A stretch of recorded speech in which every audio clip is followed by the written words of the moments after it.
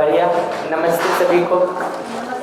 पिछले सेशन में हम लोगों ने प्रकृति में व्यवस्था पर चर्चा को शुरू किया था। हम लौट के एक बार और आएंगे उस पर। थोड़ा उसके पहले हम अस्तित्व की व्यवस्था पर कुछ बात कर देना चाहते कि प्रकृति को समझने के साथ साथ जब अस्तित्व को समझने जाते हैं तो कैसा दिखता है, उस पर थोड़ी बात करना चाहते हैं। और उसको समझने के बाद हमारे अपने जीवन की क्रियाएं कैसे चलती हैं, उस पर थोड़ा बात करना चाहते हैं। तो दूसरे दिन हम लोगों ने मानव को समझते समय बात किया था, वो तो मानव की उन क्रियाओं पर मुख्य रूप से बात किया था जो अभी हमारे में चल रही है। समझ पूर्वक हमारे जीवन की क्रिया कैसे चलती है, उस पर थोड़ा बात करना चाहते हैं, ये अस्तित्व की व्यवस्था को बात करने के बाद। तो हमारा निवेदन है कि बाकी दिन के लिए तो हमारी तरफ से कोई वो नहीं था। इस सेशन के लिए हम थोड़ा रिक्वेस्ट करेंगे कि अगर मोबाइल को आराम दे पाएंगे तो हमारे लिए थोड़ा अच्छा होगा। हम थोड़ा ज़्यादा सहजता से कम्युनिकेट कर पाएंगे अगर उसमें थोड़ा हम सहयोग मिल पाए तो। अन्यथा फिर वो होगा कि जुड़ाव बनने में थोड़ी कठिनाई हो सकती है हमारा और आपका। तो पूरे अस्तित्व को देखने जाते हैं ना, तो ये दिखता है कि अस्तित्व में एक एक के रूप में इकाइयाँ दिखती हैं। इस कमरे में भी देखने जाएं तो एक एक के रूप में अलग अलग इकाइयाँ दिखती हैं। कुर्सी दिखता है, टेबल दिखता है, चेयर दिखता है, बोर्ड दिखता है, स्टैंड दिखता है, वाटर बॉटल दिखते हैं, गद्दे दिखते हैं, कुर्सियाँ दिखती हैं। मोटे तौर पर देखेंगे तो ऐसा दिखता है, ऐसा दिखता है। थोड़ा और बारीकी से देखने जाते हैं तो धीरे धीरे समझ में आता है कि कुछ चीजें जो आंखों से नहीं दिख रही हैं, हवा जैसी, उसका भी होना है, जो हमारे टच से पता चलता है। भले कुर्सी हम इतना बड़ा देख रहे हैं, लेकिन मॉडर्न साइंस के अध्ययन से, आधुनिक विज्ञान के अध्ययन से भी हमको ये पता चलता है कि परमाणु जैसी कोई छोटी छोटी चीजें हैं जिससे मिल करके ये पूरा कुर्सी टेबल बना हुआ है। कम से कम आधुनिक विज्ञान ने हम लोगों को ये समझने में तो थोड़ा मदद कर ही दिया है। इसी तरह से थोड़ा और बारीकी से देखते हैं तो ये दिखाई देता है कि ये सभी इकाइयों को देखेंगे एक एक करके तो इनका स्पेस में होना है। ये जो जगह है, खाली स्थान के रूप में जो जगह दिखता है, इन जगह में ही इन इकाइयों का होना है। ये सभी इकाइयों को, छोटी से छोटी इकाई हो कि बड़ी से बड़ी इकाई हो, उनका होना स्पेस में ही दिखता है, उसी खाली स्थान में होना दिखता है। तो इसको भी देखेंगे तो खाली स्थान में ही होना दिखता है, कुर्सी को भी देखेंगे तो वही होना दिखता है, पूरी बड़ी धरती को भी देखेंगे तो स्पेस में ही उसका होना, पूरे बड़े सूरज को भी देखेंगे तो स्पेस में ही उसका होना दिखाई देता है। इस रूप में हर इकाई को देखेंगे तो स्पेस में उसका होना दिखता है। अब ये एक एक के रूप में जो इकाई है और ये जो स्पेस के रूप में, खाली स्थान के रूप में, जो स्थान के रूप में दिखता है या स्पेस दिखता है, ये दोनों में क्या अंतर है उसको अगर देखेंगे ना तो दिखेगा कि इकाई कोई भी है तो उसकी एक बाउंड्री होती है, उसकी एक सीमा होती है, जिसके अंदर वो इकाई है, बाहर नहीं है।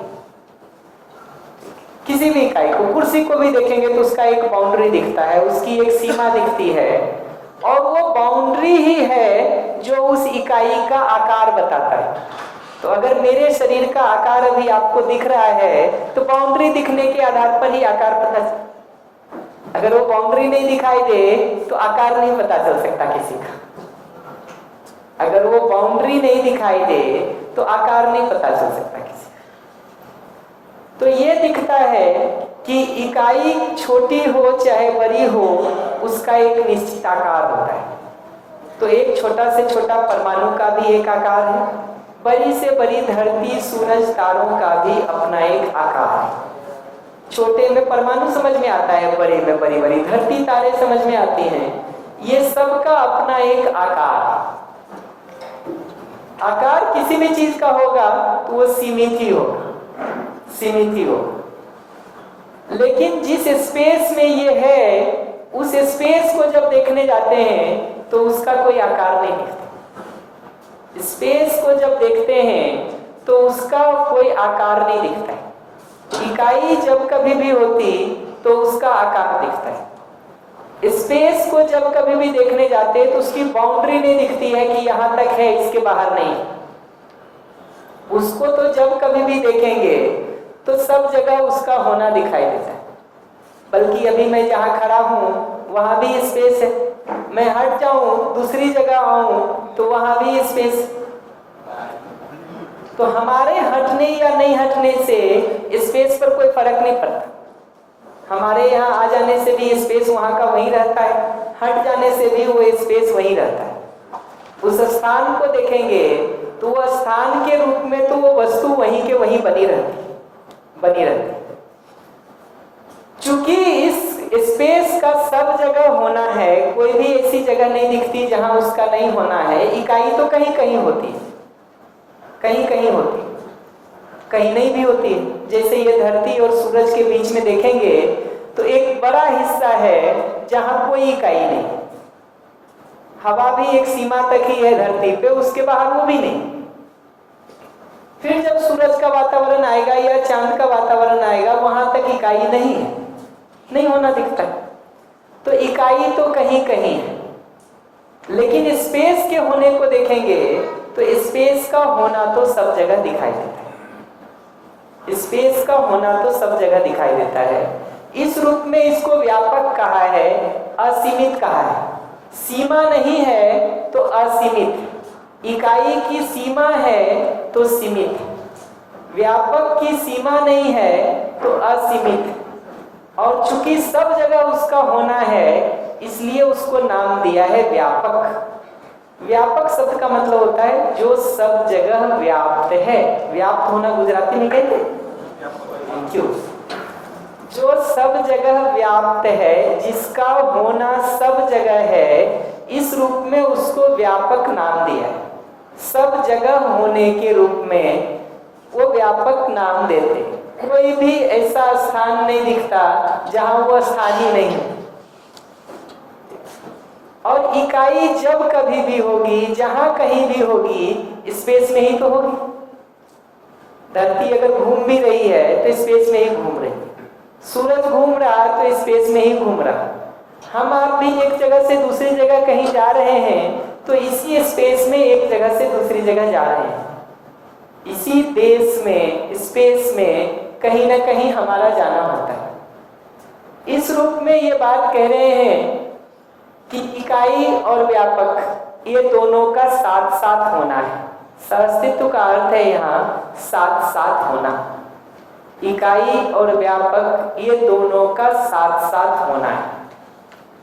इकाई और व्यापक का एक अंतर दिखता है कि इकाई कोई भी होती है, छोटी बड़ी, वो सीमित होती है। व्यापक सीमित नहीं है, असीमित। दूसरा अंतर इन दोनों में ये दिखता है, पहला अंतर तो ये हो गया कि इसकी सीमा है, इकाई कोई भी है उसकी सीमा है। व्यापक को देखेंगे तो उसकी कोई सीमा नहीं दिखती। स्पेस को देखते हैं तो उसकी कोई सीमा नहीं दिखाई देती।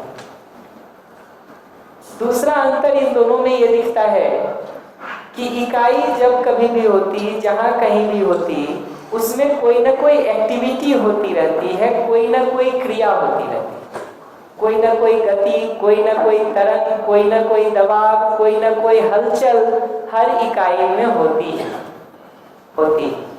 अपने शरीर पर भी ध्यान देना शुरू करेंगे तो शरीर में कहीं दबाव, कहीं तनाव, कहीं हलचल, कहीं कंपन, वो सब तरह से हमको पता चलता है। थोड़ा शरीर को ऑब्जर्व करना शुरू करें तो शरीर के अलग अलग हिस्से में घट रही क्रियाओं का हमको पता चलना शुरू होता है। 2 मिनट के लिए भी कभी आंख बंद करके ध्यान को सिर से पैर तक ले जाइए। अभी भी आप बैठे हुए हैं, कमर को, पैर को, घुटने को देखना शुरू करिए। कहीं ना कहीं वो हलचल दिखनी शुरू हो जाएगी, कहीं दर्द के रूप में, कहीं भारीपन के रूप में, कहीं पीड़ा के रूप में, कहीं हल्केपन के रूप में, कहीं दबाव के रूप में, कहीं तनाव के रूप में, कहीं खिंचाव के रूप में, किसी न किसी फॉर्म में शरीर में होने वाली वो क्रिया को आप देख सकते। एक प्राण कोशिका भी है, सेल भी है, उसमें 50 तरह की क्रियाएं हो रही है। आजकल तो बायोलॉजी में गिन गिन के पढ़ाते हैं उसके 20 हिस्से में क्या क्या एक्टिविटी कहाँ कहाँ होती। एक परमाणु को भी देखेंगे तो उसके जो सभी सब एटॉमिक पार्टिकल्स हैं, परमाणु के जो अंश हैं, जो कण हैं, वो सब घूम रहे होते हैं। तो मध्य में जो अंश है वो भी घूम रहा है, जिसको घूर्णन गति कहते हैं। जो साइड में है वो भी घूम रहा। ऐसा अणु में भी देखेंगे तो ये सभी परमाणु अलग अलग तरह से गति करते हुए दिखाई देते हैं। तो इकाई कोई भी देखेंगे, सूरज में देखिए तो बहुत सारी गति क्रिया हो रही है, चंद्रमा में देखेंगे तो बहुत सारी क्रियाएं हो रही है। इवन जो कुर्सी भी हमको रखा हुआ अभी दिखता है, 10 साल बाद, 20 साल बाद, 25 साल बाद टूट जाता है। ये जो 25 साल बाद कुर्सी टूट जाती है, वो अचानक एक दिन टूट जाती है कि रोज उसमें थोड़ा थोड़ा बदलाव हो रहा है? रोज थोड़ा थोड़ा बदलाव हो रहा है। ये जो शरीर बड़ा होता हुआ दिखता है, किसी बच्चे को 2 साल बाद देखते हैं हम, 2 भी बड़ा दिखता है। जो लोग रोज देख रहे हैं उनको नहीं पता चलता। जो थोड़े दिन बाद देखते हैं, सीधा 2 साल बाद, 3 साल बाद, वो अचानक से बदला हुआ दिखता है। ये शरीर अचानक से 2 साल में एक दिन बदल जाता है या रोज थोड़ा थोड़ा उसमें बदलाव हो रहा है? क्या लगता है जी? रोज हो रहा है। रोज में भी देखेंगे तो ये दिन में एक बार हो जाता है या हर समय थोड़ा थोड़ा हो रहा है? हर समय थोड़ा थोड़ा हो रहा है। तो ये दिखता है कि इकाई कोई भी होती है, उसमें हर समय कोई ना कोई क्रिया हो रही है। क्रिया होती है इसीलिए बदलाव होता है, एक्टिविटी होती है इसीलिए बदलाव होता है। जबकि स्पेस को देखेंगे, इस खाली स्थान को देखेंगे तो इसमें कोई क्रिया होती हुई नहीं दिखाई देती। क्रिया तो जब कभी भी होती है तो किसी न किसी इकाई में ही होती है, किसी न किसी परमाणु, अणु, प्राण कोशा, कोई ना कोई इकाई होती है, क्रिया उसी में होती है। स्पेस को देखेंगे तो स्पेस स्वयं में क्रिया नहीं है, उसमें कोई क्रिया नहीं होती कभी भी। चूंकि स्पेस में कोई क्रिया नहीं होती इसलिए उसमें कोई बदलाव भी नहीं होता, उसका होना हमेशा एक जैसा बना रहता है। तो इकाई को देखेंगे तो सीमित है, क्रिया होती है, क्रिया होने के कारण बदलाव होता है। स्पेस को देखेंगे तो असीमित है, व्यापक है, क्रिया नहीं है इसलिए कोई बदलाव नहीं होता है। क्रिया के नहीं होने को ही क्रिया शून्य शब्द से इंगित किया है कि स्पेस में कोई क्रिया नहीं है, जबकि प्रकृति जहां कहीं भी होती है, जब कभी भी होती है, वो हमेशा क्रियाशील ही होती है। कुछ न कुछ गति, कुछ न कुछ तरंग, कुछ न कुछ दबाव, कुछ न कुछ हलचल, ये हमेशा इकाई में होता ही रहता है। इकाई कोई भी ऐसी नहीं दिखती है जिसमें क्रिया नहीं होती, हमेशा कोई ना कोई एक्टिविटी। जबकि स्पेस को देखने जाते हैं तो स्पेस स्वयं में कोई क्रिया नहीं है, इसलिए उसको क्रिया शून्य या शून्य नाम से इंगित किया है। शून्य का अर्थ नहीं होना नहीं है, शून्य का अर्थ है क्रिया नहीं होना। क्रिया नहीं है, एक्टिविटी नहीं है, हलचल नहीं है, होना तो है ही उसका स्पेस के रूप में, क्योंकि इकाई कोई भी जब कभी भी होती है, जहां कहीं भी होती है, कहीं ना कहीं स्पेस में ही होती है। हम अपनी कल्पना में भी सोचने जाएं तो भी इस इकाई को स्पेस से बाहर कहीं लेके नहीं जा सकते। कल्पना में भी सोचेंगे तो स्पेस की कोई सीमा नहीं समझ में आती, क्योंकि प्रश्न वही बनेगा कि उसके बाहर क्या है। तो स्पेस जब कभी भी होता तो उसकी कल्पना में भी कोई सीमा नहीं समझ में आती। इसी तरह से इकाई को जब कभी भी देखते हैं तो स्पेस से बाहर कहीं इसका होना नहीं समझ में आता है, जा ही नहीं सकता। जब भी कहीं भी होगा तो स्पेस में ही इसका होना होगा। इस रूप में अब देखते हैं तो अस्तित्व में 2 प्रकार की वास्तविकताएं दिखती हैं। एक तो स्पेस दिखता है जिसको व्यापक कहा हमने या खाली स्थान नाम दिया। दूसरा इकाइयां दिखती हैं और ये सभी इकाइयां उस स्थान में ही हैं। खाली स्थान शब्द सिर्फ इसलिए प्रयोग कर रहे हैं कि जहां इकाई है वहां भी है, जहां इकाई नहीं है वहां भी है। जहां इकाई है वहां भी उस स्पेस का होना है, जहां इकाई नहीं है वहां भी उस स्पेस का होना है। ये जो दो वास्तविकता हुई, तो ये दोनों का संबंध क्या है? अगला प्रश्न ये बनता है कि जो दो इकाई है ये दोनों का संबंध क्या है? उस संबंध को नाम दिया है संपृक्तता। संपृक्तता शब्द का लिटरल मतलब अगर बहुत सामान्य ढंग से देखेंगे तो ये है कि दोनों एक दूसरे के साथ जुड़े हुए हैं, चिपके हुए हैं, अलग नहीं हो सकते कभी। तो हम यहां भी खड़े हैं तो स्पेस में ही हमारा होना है, चल के यहां आ जाते तब भी हमारा होना स्पेस में ही, कहीं भी हम जाएं स्पेस में हमारा होना होता ही। और मजे की बात यह है कि इस कुर्सी पर जिस पर आप बैठे हैं, अगर हमको बैठना है ना तो पहले आपको वहां हटना पड़ेगा, तब हम बैठ सकते। या हम जहां खड़े हैं वहां आप आना चाहते हैं तो हमको पहले हटना पड़ेगा, तब आप आ सकते हैं। तो इकाई एक जहां होती है, दूसरे को आने के लिए पहली इकाई को वहां से हटने की जरूरत, तभी आ सकती दूसरी। ऐसे कैसे आएगी? ये दिखता। स्पेस को देखेंगे तो ऐसा नहीं है। हम जिस जगह पे भी जा रहे हैं वहां के हवा को भले हटना पड़ रहा हो, स्पेस को नहीं हटना होता। स्पेस तो वहीं के वहीं रहता है। हम आ गए तो स्पेस और हम दोनों हैं यहाँ से हट गए जब हम, तो अब वहां सिर्फ स्पेस।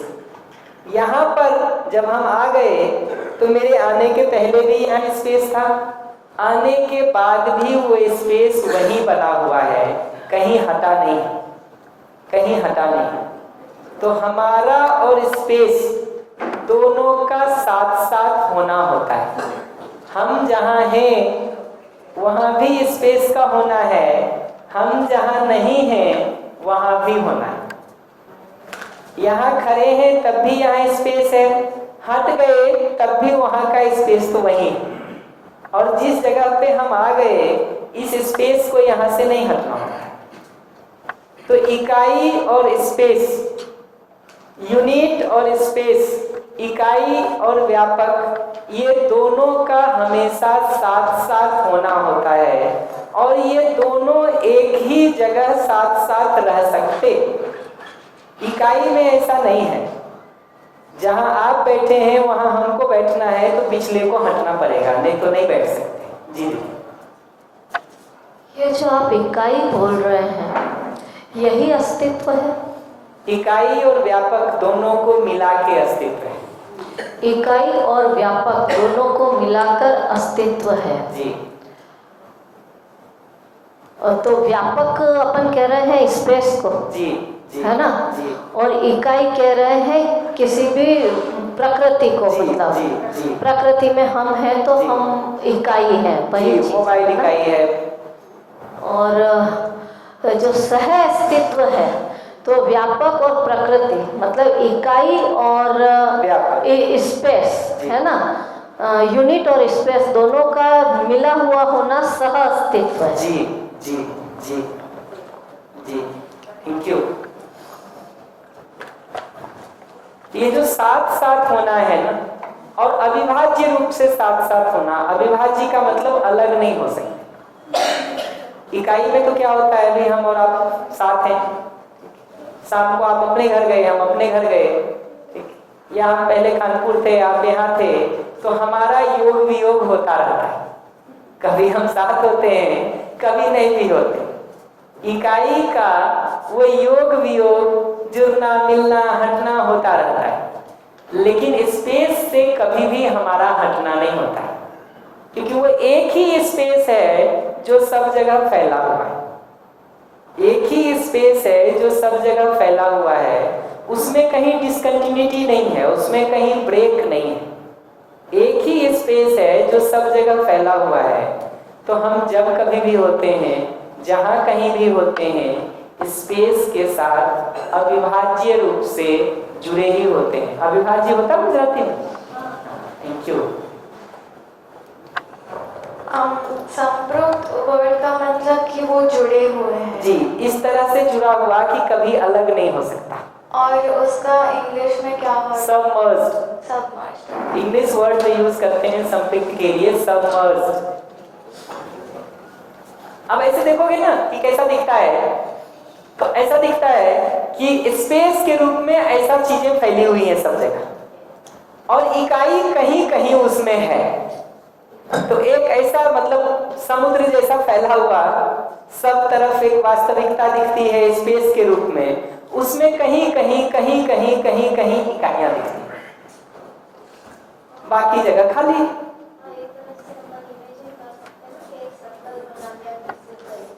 जी जी जी जी, तो ऐसा फैला हुआ है और उसमें डॉट्स के रूप में यूनिट्स दिखाई देंगे। मजे की बात है कि किसी भी फैली हुई जगह पे जब आप ऐसे किसी यूनिट को रख देते हैं ना, किसी को भी रखिए, ठीक है, इस यूनिट के कारण अब अगर देखेंगे ना, ये जो फैला हुआ स्पेस है ये 3 भाग में बट जाता है। पहला होता है यूनिट के बाहर, ठीक, फिर बाउंड्री, फिर अंदर। विज्ञान में पढ़ेंगे या मैथ्स में पढ़ेंगे तो इंटीरियर, एक्सटीरियर, बाउंड्री, ऐसा 3 फॉर्म में बांट के हम देख सकते हैं उसी एक वस्तु को। वो स्पेस कोई बढ़ नहीं रहा है, हमारे इमेजिनरी लाइन खींच देने से कोई स्पेस का टुकड़ा नहीं हो जाता। जैसे धरती पे इमेजिनरी लाइन हमने खींच दिया है, Durand line, McMahon line, Bharat Pakistan, Bharat China के बीच में, उससे कोई धरती अलग अलग नहीं हो गई।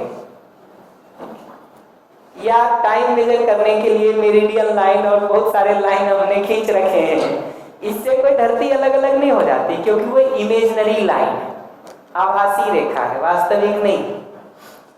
तो ऐसे ही इस इकाई के कारण देखेंगे तो व्यापक को 3 भाग में देख सकते हैं, इसके बाहर, इसकी बाउंड्री पर और इसके अंदर। कहीं भी होगा ना, interior, exterior, boundary, as simple as that. जी बिल्कुल। तो इसका इंटीरियर में भी स्पेस है, इसकी बाउंड्री में भी स्पेस है, इसके बाहर भी स्पेस है। ये तीनों जगह स्पेस का होना दिखाई देता है, होना दिखाई देता है। ये जो बाउंड्री पे स्पेस है ना, इसको घिरा हुआ होना शब्द से प्रयोग किया है।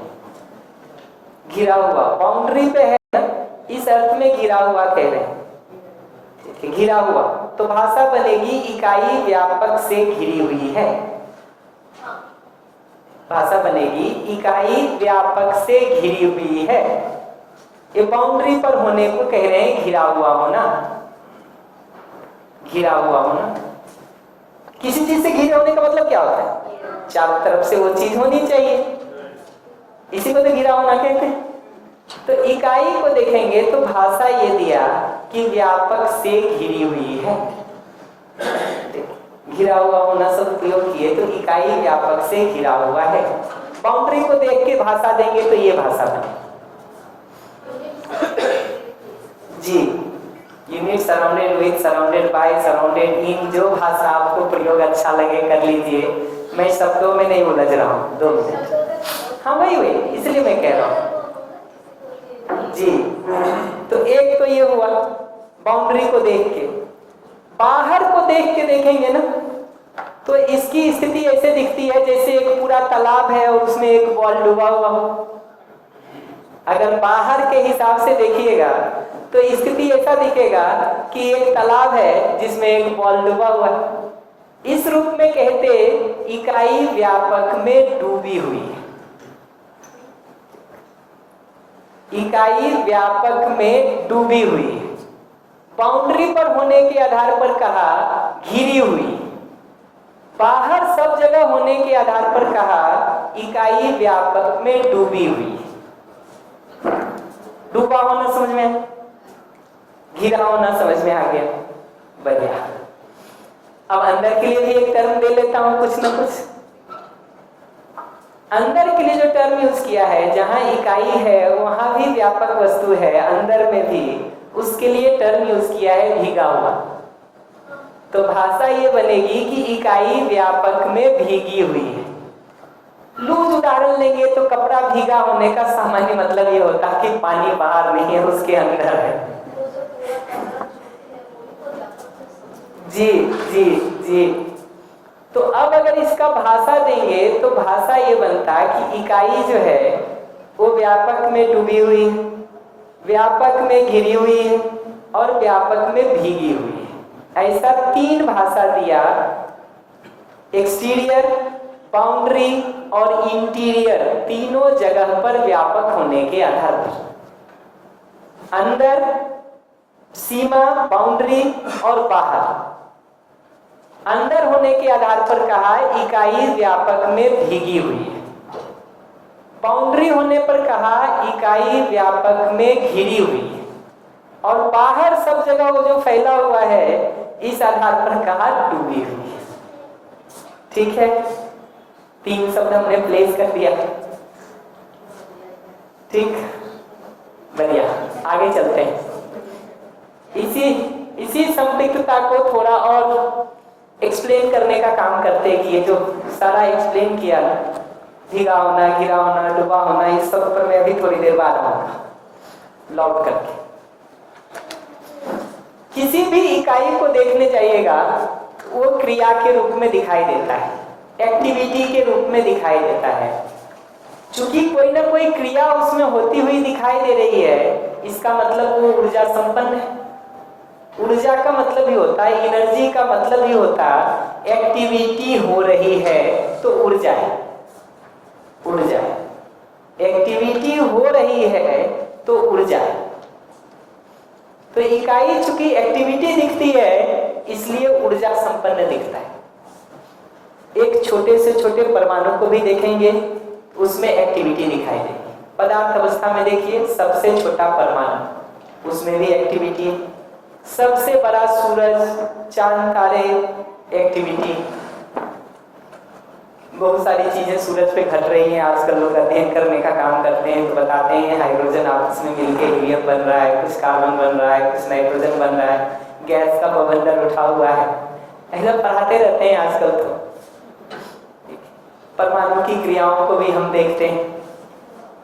सेल्स में देखिएगा तो एक छोटी से छोटी प्राण कोशिका में भी बहुत सारी क्रिया होती है, और पेड़ पौधे में देखिए तब तो फोटोसिंथेसिस है, प्रकाश संश्लेषण है, मिट्टी से पानी लेने का काम है, भोजन बनने का काम है, ऐसी 20 क्रियाएं दिखाई देती। मनुष्य का शरीर जो प्राणावस्था की इकाई है इसमें भी देखिएगा तो श्वसन के रूप में क्रिया चल रही है, खून चलने के रूप में, हृदय की गति धड़कने के रूप में, हर चीज यहाँ एक्टिव है। एक भी प्राण कोशिका ऐसी नहीं है जहां बहुत सारा काम नहीं होगा। तो ऐसा दिखता है। पशुओं में भी देखिएगा तो उसके शरीर में भी वही स्थिति दिखाई देती, वही स्थिति दिखाई।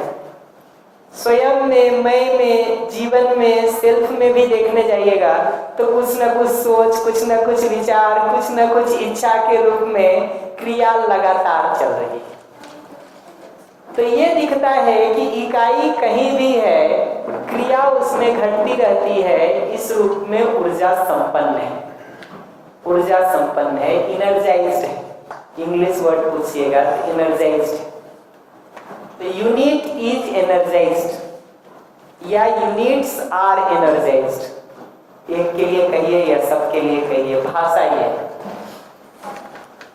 दूसरी चीज ये दिखती है कि किसी भी इकाई को देखिए वो अपने में एक व्यवस्था है, एक सेल्फ ऑर्गेनाइजेशन है।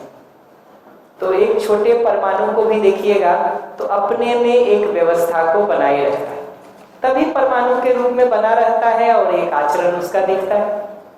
पूरी धरती को भी देखिएगा तो ये अपने में व्यवस्था है, कोई हम आप नहीं बना रहे हैं इसको।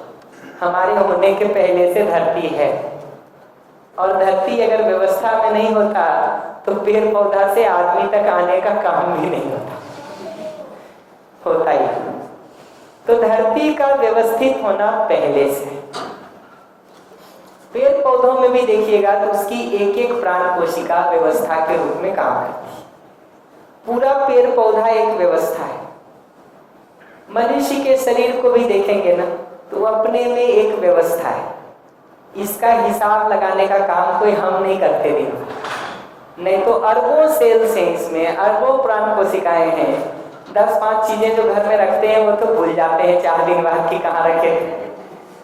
अगर ये अरबों प्राण कोशिकाओं का हिसाब हमको रखना होता तो हाथ कहीं छूटता और पैर कहीं हिलता,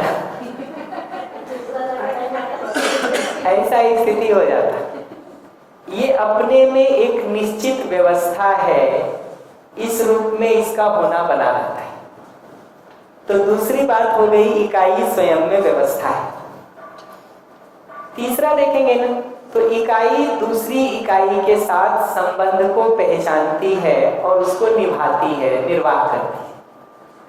तो एक छोटा परमाणु को देखेंगे तो दूसरे परमाणु के साथ अपने जुड़ाव को, संबंध को पहचानता है, मिल करके अणु बना लेता है।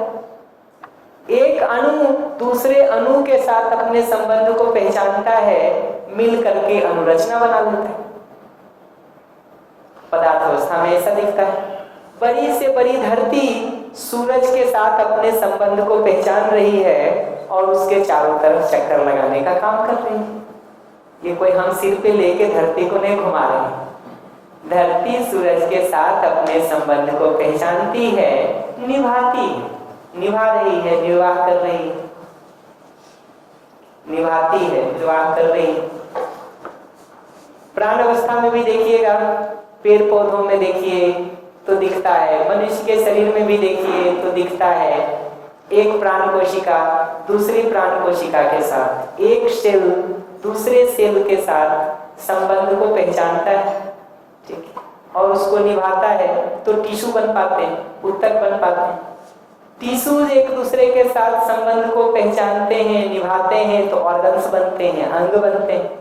और ये अंग एक दूसरे के साथ संबंध को पहचानते हैं, निभाते हैं तो पूरा बॉडी। खाना एक जगह पेट में खाते हैं, मिल पूरे शरीर को रहा है, क्योंकि सभी अंग एक दूसरे के साथ संबंध को पहचानते हैं, निर्वाह करते हैं, निर्वाह। तो पूरे शरीर के पोषण का काम, नर्चर होने का काम हो पा रहा है। तो तीसरी बात ये लिखी है कि इकाई दूसरी इकाई के साथ संबंध को पहचानती है, निर्वाह करती है। इस रूप में एक बड़ी व्यवस्था बन पाती है। बड़ी व्यवस्था का मतलब धरती, सूरज और बाकी सिस्टम एक दूसरे के साथ संबंध को निभा रहे हैं, तब तो पूरा सोलर सिस्टम एक व्यवस्था बनता है। अगर धरती व्यवस्था में नहीं हो, सूरज व्यवस्था में नहीं हो, एक दूसरे के साथ संबंध को ठीक से पहचानने का काम नहीं करें तो तकलीफ शुरू हो जाएगी। शरीर में भी जब ये व्यवस्था को पहचानने में तकलीफ शुरू हो जाती है तो उसको रोग कहते हैं, रोग कहते हैं। तो ये दिखता है कि इकाई दूसरी इकाई के साथ संबंध को पहचानती है, निभाती है, निर्वाह करती है। इस रूप में एक बड़ी व्यवस्था बनती है। तो ये करोड़ों की, अरबों की संख्या में प्राण कोशिकाएं एक दूसरे के साथ संबंध को पहचान रही हैं, निर्वाह कर रही हैं।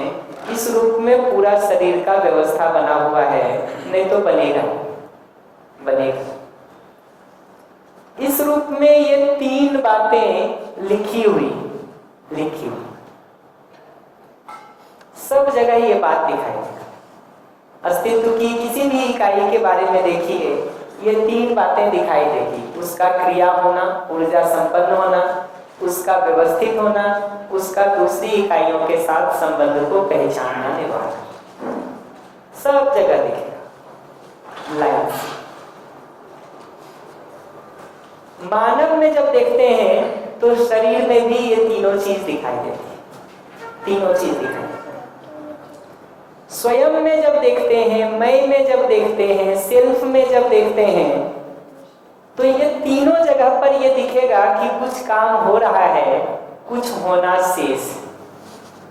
उदाहरण के लिए, क्रिया होने की जगह पर कोई ना कोई सोच, कोई ना कोई विचार, कोई ना कोई इच्छा, जिसको हमने इच्छा, विचार, आशा के रूप में, या चित्रण, विश्लेषण, तुलन, आस्वादन, चयन की क्रिया के रूप में देखा था, वो क्रियाएं तो हो रही, लेकिन समझ की जो क्रिया है, ज्ञान की जो क्रिया है, उसके लिए मेहनत करने की जरूरत है। तो यहाँ कुछ हो रहा है, कुछ बाकी है, कुछ हो रहा है, कुछ करना है, करना है। जितना जितना यहाँ समझ वाला हिस्सा कम होता है उतना उतना स्वयं में व्यवस्था नहीं भी दिखता है। तो अपने में वही जीवन तनाव में, दुख में, पीड़ा में, परेशानी में भी दिखाई देता है, समझने वाला हिस्सा में कमी होने के कारण। तो जितना हमने चीजों को ठीक ठीक समझ लिया है उतना जीवन अपने में व्यवस्थित रह पाता है। जितना समझने में चूक हुआ है उतना अव्यवस्थित रहने का काम। पर उसमें अच्छी बात यह है कि कितनी भी अव्यवस्था जीवन अपने में बना ले, अव्यवस्थित रह के सुखी नहीं हो पाता है, दुखी होता है। जीवन जब तक अपने अंदर की क्रियाओं में व्यवस्थित रहता है, समझ पूर्वक सुखी रहता है। समझ के अभाव में अव्यवस्थित होता है, दुखी और परेशान होता है, और दुखी और परेशान तो कोई होना नहीं चाहता है।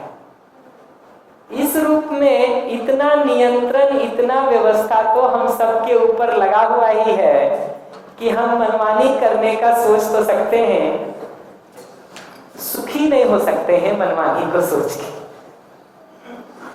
मनमानी का सोच तो सकते हैं, इच्छा में, विचार में उल्टी पुल्टी कल्पनाओं को करने का काम तो कर सकते हैं, करके सुखी नहीं हो सकते हैं। इतना नियंत्रण तो अस्तित्व में मनुष्य के मैदान भी बना हुआ ही है, और दुखी होना नहीं चाहता है कोई। तो यहाँ अव्यवस्था जैसे ही होती है ना, वो दुख के रूप में दिखाई देती है। तो दुख एक इंडिकेटर है, सूचक है इस बात का कि हमने व्यवस्था को समझने का और व्यवस्थित होने का काम नहीं किया है।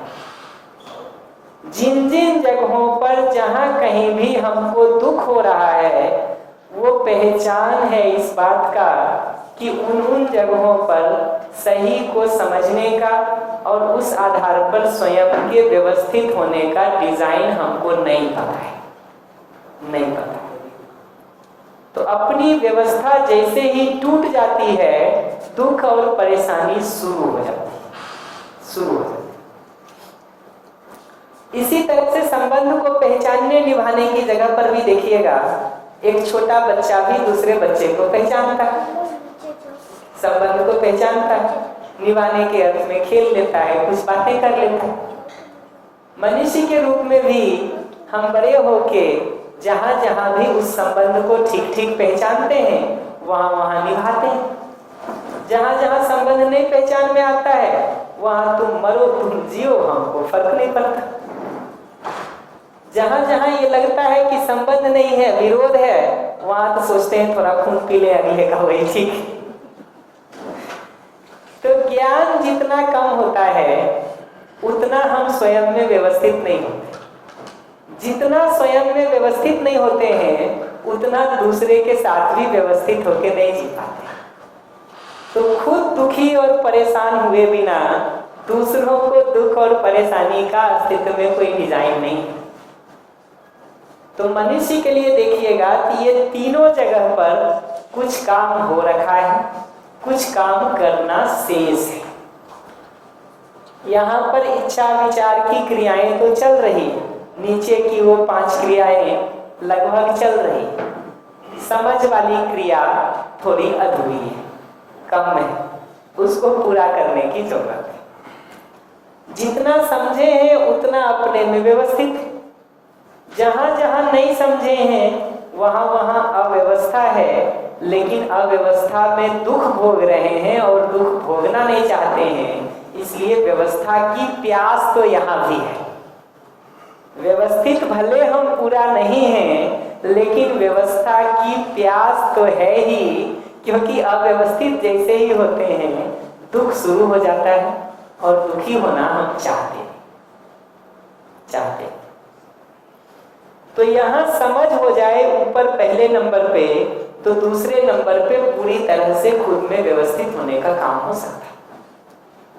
वो दूसरा हो जाए और संबंध हमको दिखता है तो उस संबंध में हम अपनी जिम्मेदारी को ठीक ठीक निभाने का काम करते हैं। इस रूप में कई मनुष्य जब एक साथ मिलकर ये संबंध को निभाते हैं तो परिवार रूपी बड़ी इकाई बनती है। अलग अलग परिवार इस संबंध को ठीक से मिलके निभाते हैं तो मोहल्ला बनता है, गांव बनता है, शहर बनता है, राज्य जिला बनता है, राज्य बनता है, राष्ट्र बनता है, पूरा विश्व परिवार भी बन सकता है। समझ करके संबंध को निभाएंगे तब। समझ करके संबंध को निभाने का काम नहीं करते हैं, दो आदमी का भी एक साथ रहना बहुत मुश्किल हो जाता है भी अगर एक छत के नीचे एक परिवार के रूप में, तो वो कोई इकाई नहीं।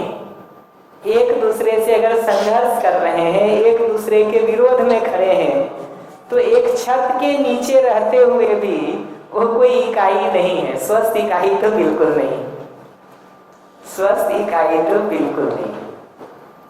तो मनुष्य में ये ऊपर वाला काम होता ना, यहाँ ज्ञान संपन्नता का काम होता है, समझ संपन्नता का काम होता है, तो हम स्वयं में भी व्यवस्थित होते हैं और बाकी इकाइयों के साथ भी व्यवस्था को पहचान पाते हैं, निभा पाते हैं। इतने पर कोई भी प्रश्न हो, कुछ आपको लगता है रिपीट करना है, तो मैं एक बार पहले करना चाहूंगा, फिर आगे माइक दे दीजिएगा प्लीज।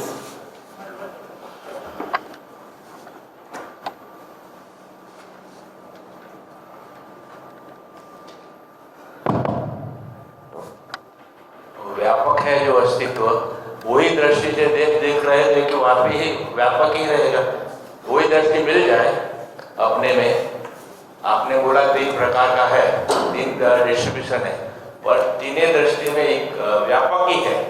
वो समझ जाए तो उससे फलस्वरूप क्या होता है? यहाँ की दृष्टि से समझेंगे, जब अभी बात हम लोग कह रहे हैं तो समझेंगे तो ये दोनों बात दिखेगी। सब जगह व्यापक है ये भी दिखेगा, इकाई है ये भी दिखेगा। इकाई नहीं है ऐसा नहीं कह रहे, इकाई भी है, व्यापक भी है। व्यापक सब जगह है, इकाई कहीं कहीं है। इनफैक्ट अब अगर थोड़ा बारीकी से देखेंगे ना, तो ये व्यापक सब जगह है और इकाई उसमें कहीं कहीं है। उसको दूसरी भाषा में कहेंगे तो व्यापक, थोड़ा लूज भाषा में, तो व्यापक के माध्यम से हम सब जुड़े हुए ही हैं।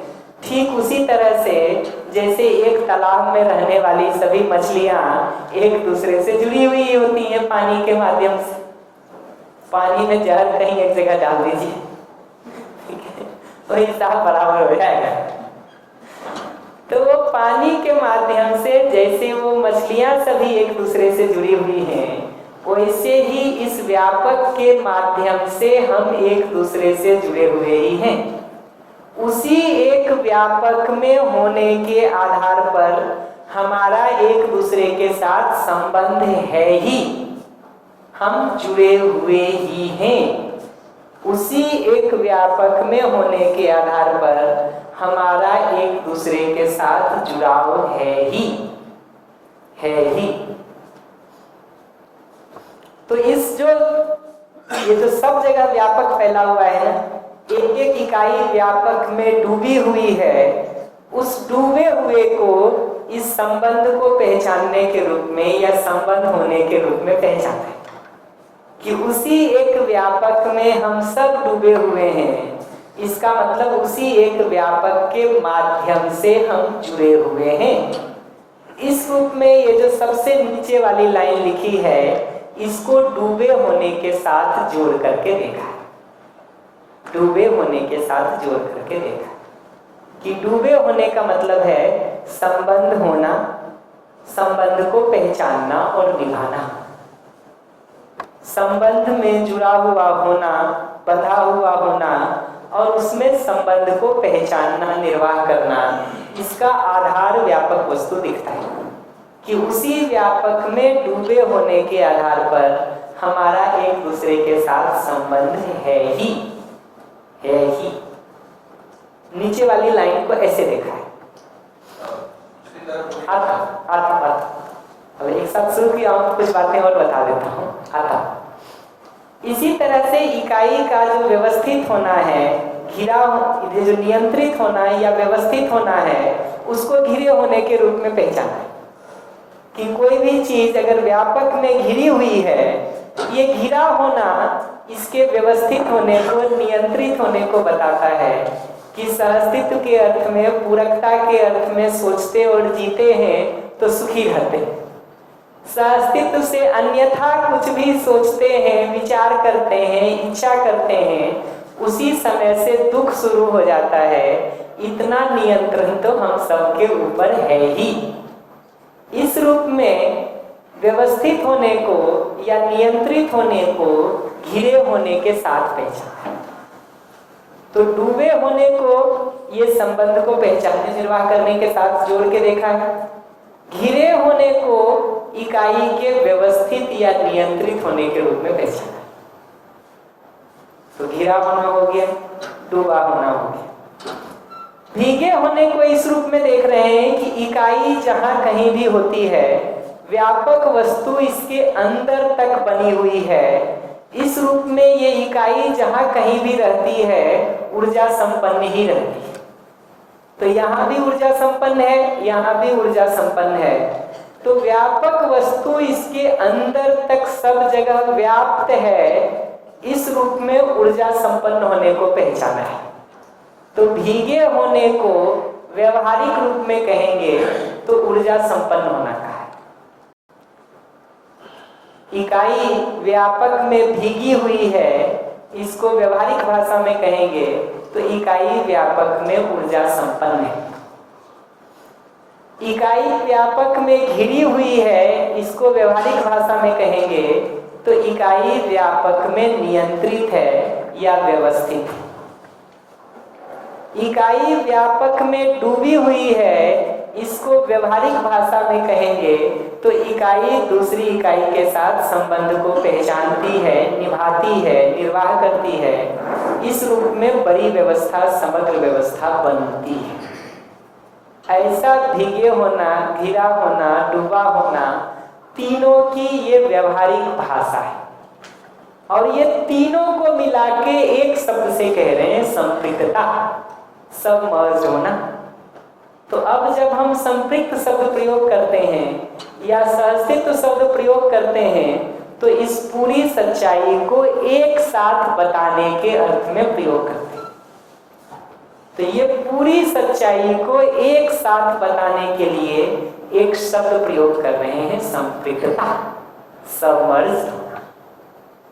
तो इस दृष्टि से देखेंगे तो ऐसा नहीं कह रहे हैं हम लोग कि सिर्फ व्यापक वस्तु है। ये कह रहे हैं कि व्यापक भी है, इकाई भी है। व्यापक सब जगह है, इकाई कहीं कहीं है। ये दोनों का हमेशा साथ साथ होना है। और इकाई व्यापक में भीगी हुई है, घिरी हुई है, डूबी हुई है। व्यवहारिक भाषा में कहेंगे तो इकाई व्यापक के साथ रहते हुए ऊर्जा संपन्न है, नियंत्रित या व्यवस्थित है, दूसरी इकाइयों के साथ संबंध को पहचानती है, निभाती है। इस रूप में पूरा समग्र व्यवस्था में भागीदारी करती है, डायरेक्टली या इनडायरेक्टली। तो धरती अगर सोलर सिस्टम में सूरज के साथ संबंध को पहचान के निभा रही है तो पूरा सोलर सिस्टम दूसरे सोलर सिस्टम के साथ संबंध को पहचानता है। तो इनडायरेक्ट कंट्रीब्यूशन हो ही जाता है, हो ही जाता है। तो ये कह रहे हैं। मैं फिर से एक बार रुक जा रहा हूँ, कोई प्रश्न हो तो बताइए, हम एक बार रिस्पॉन्ड करके फिर आगे बढ़ेंगे। माइक दे दीजिएगा यहाँ प्लीज।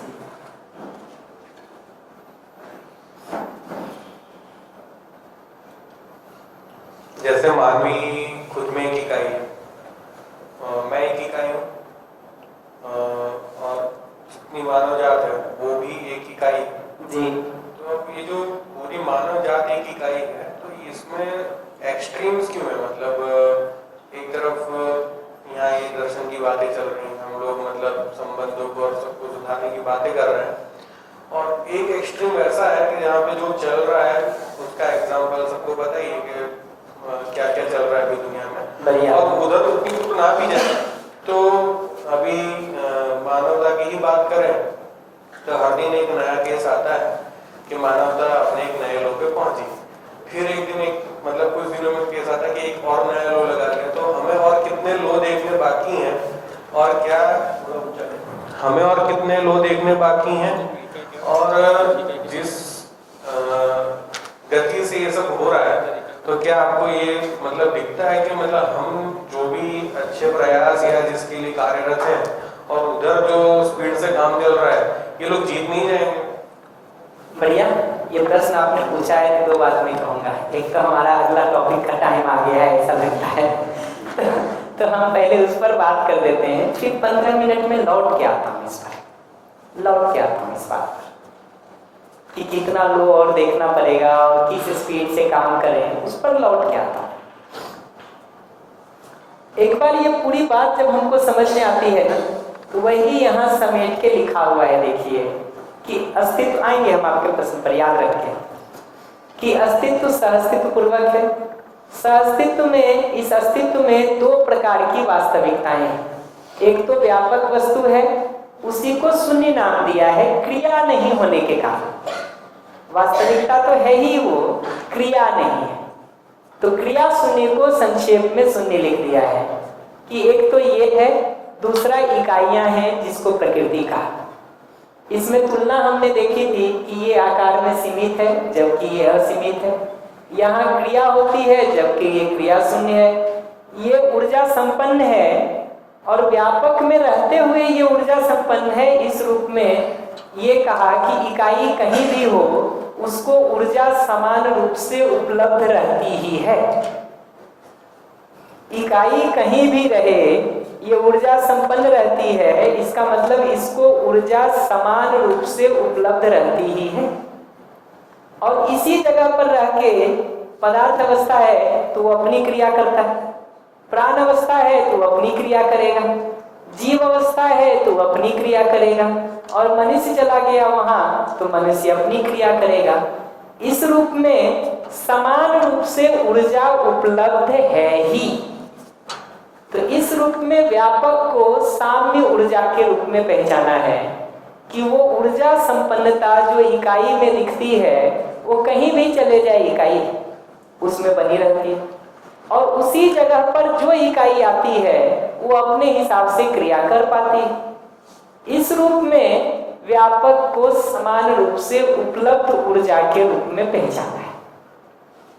लौट के आएंगे इस पर, और जरूरत होगी तो मैं एक बार थोड़ा जीवन क्रियाओं को एक्सप्लेन करके फिर आपके प्रश्न पर आऊंगा कि क्या लो हाई के कारण क्या है और समस्याएं क्या होगी।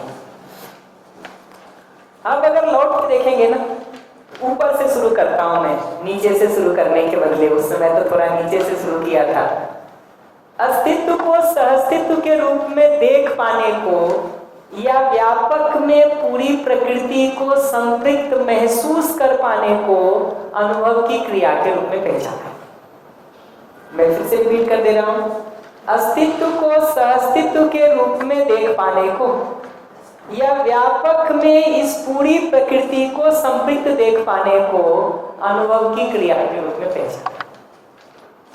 बहुत व्यवहारिक भाषा में कहूं तो अनुभव का मतलब है इस पूरे अस्तित्व को एक अखंड वास्तविकता के रूप में देख पाना।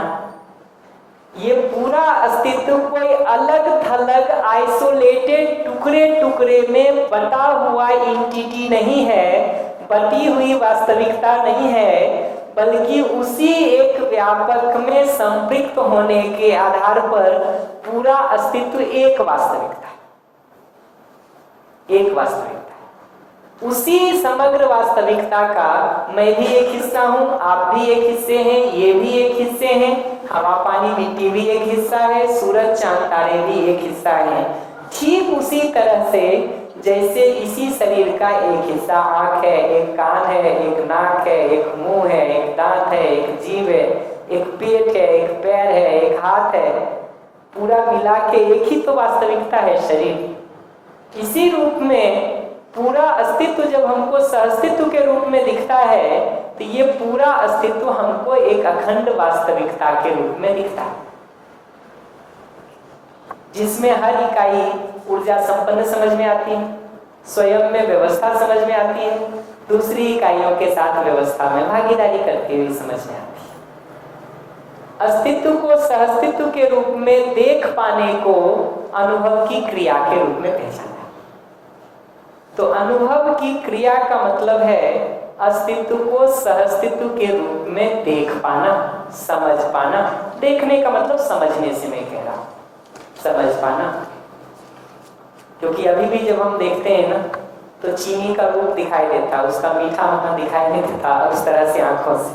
पता तो चलता है चीनी मीठा है, एक मिर्च देख के पता चलता है तीखा है। इसको मैं दिखना कह रहा हूं, पता चल, समझ में आना। तो अस्तित्व के सहअस्तित्व रूप में दिखने को, समझने को अनुभव की क्रिया के रूप में पहचाना। और जब हमको अस्तित्व सहअस्तित्व के रूप में समझ में आता है तो सहअस्तित्व के अर्थ में ही जो जीने का निर्णय लेते हैं हम, उसको प्रामाणिकता की क्रिया के रूप में पहचाने। अस्तित्व को सहअस्तित्व के रूप में देख पाने को अनुभव की क्रिया के रूप में पहचाना है। लिखने का कोई वीडियो खोल लीजिएगा, आराम से मिल जाएगा आपको, सुकून से लिख लीजिएगा। अभी थोड़ा सुन लीजिए, पकड़ में आ जाएगा। वीडियो सब उपलब्ध है, आराम से लिख लीजिएगा, उस समय वो काम तो वीडियो कर देगा। अस्तित्व को सहअस्तित्व के रूप में, पूरे अस्तित्व को एक अखंड समग्र वास्तविकता के रूप में देख पाने को अनुभव की क्रिया के रूप में पहचाना। और पूरा अस्तित्व जब हमको सहअस्तित्व के रूप में दिखता है तो सहअस्तित्व के अर्थ में ही हमारा जीने का निर्णय होता है। उसको प्रामाणिकता की क्रिया के रूप में पहचाना है कि अब हम सहअस्तित्व को ही प्रमाणित करने का निर्णय लेते हैं। प्रमाणित करना होता गुजराती में भाई, उसको वैलिडेट करना, उसको ऑथेंटिकेट करना, उसी के अर्थ में जीने का निर्णय लेना। तो ये जो अस्तित्व हमको सहअस्तित्व के रूप में एक समग्र वास्तविकता के रूप में दिखा है, तो हम उसी के अर्थ में जीने का निर्णय लेते हैं। जिसका मतलब है कि अगर पूरा शरीर हमको अपने शरीर के रूप में दिखाई देता है तो आँख, कान, नाक, पेट, पीठ सबका हम बराबर ध्यान रखते हैं कि नहीं। किसी का थोड़ा कम और किसी का ज्यादा रख रहे हैं तो इसका मतलब है कि उतने भर में अपना दिख रहा है, बाकी से वो जुड़ाव नहीं दिख रहा। तो उसी एक व्यापक में संपृक्त होने के आधार पर पूरा अस्तित्व अब हमको एक वास्तविकता के रूप में, अखंड वास्तविकता के रूप में दिखता है। ये अनुभव की क्रिया है। अनुभव के अर्थ में जो जीने का निर्णय लिया हमने, उसको प्रामाणिकता की क्रिया के रूप में पहचाना। तो अस्तित्व को सहअस्तित्व के रूप में देख पाने को अनुभव की क्रिया के रूप में पहचाना। उसी के अर्थ में जीने का निर्णय मानव ने लिया है, उसको प्रामाणिकता की क्रिया के रूप में पहचाना।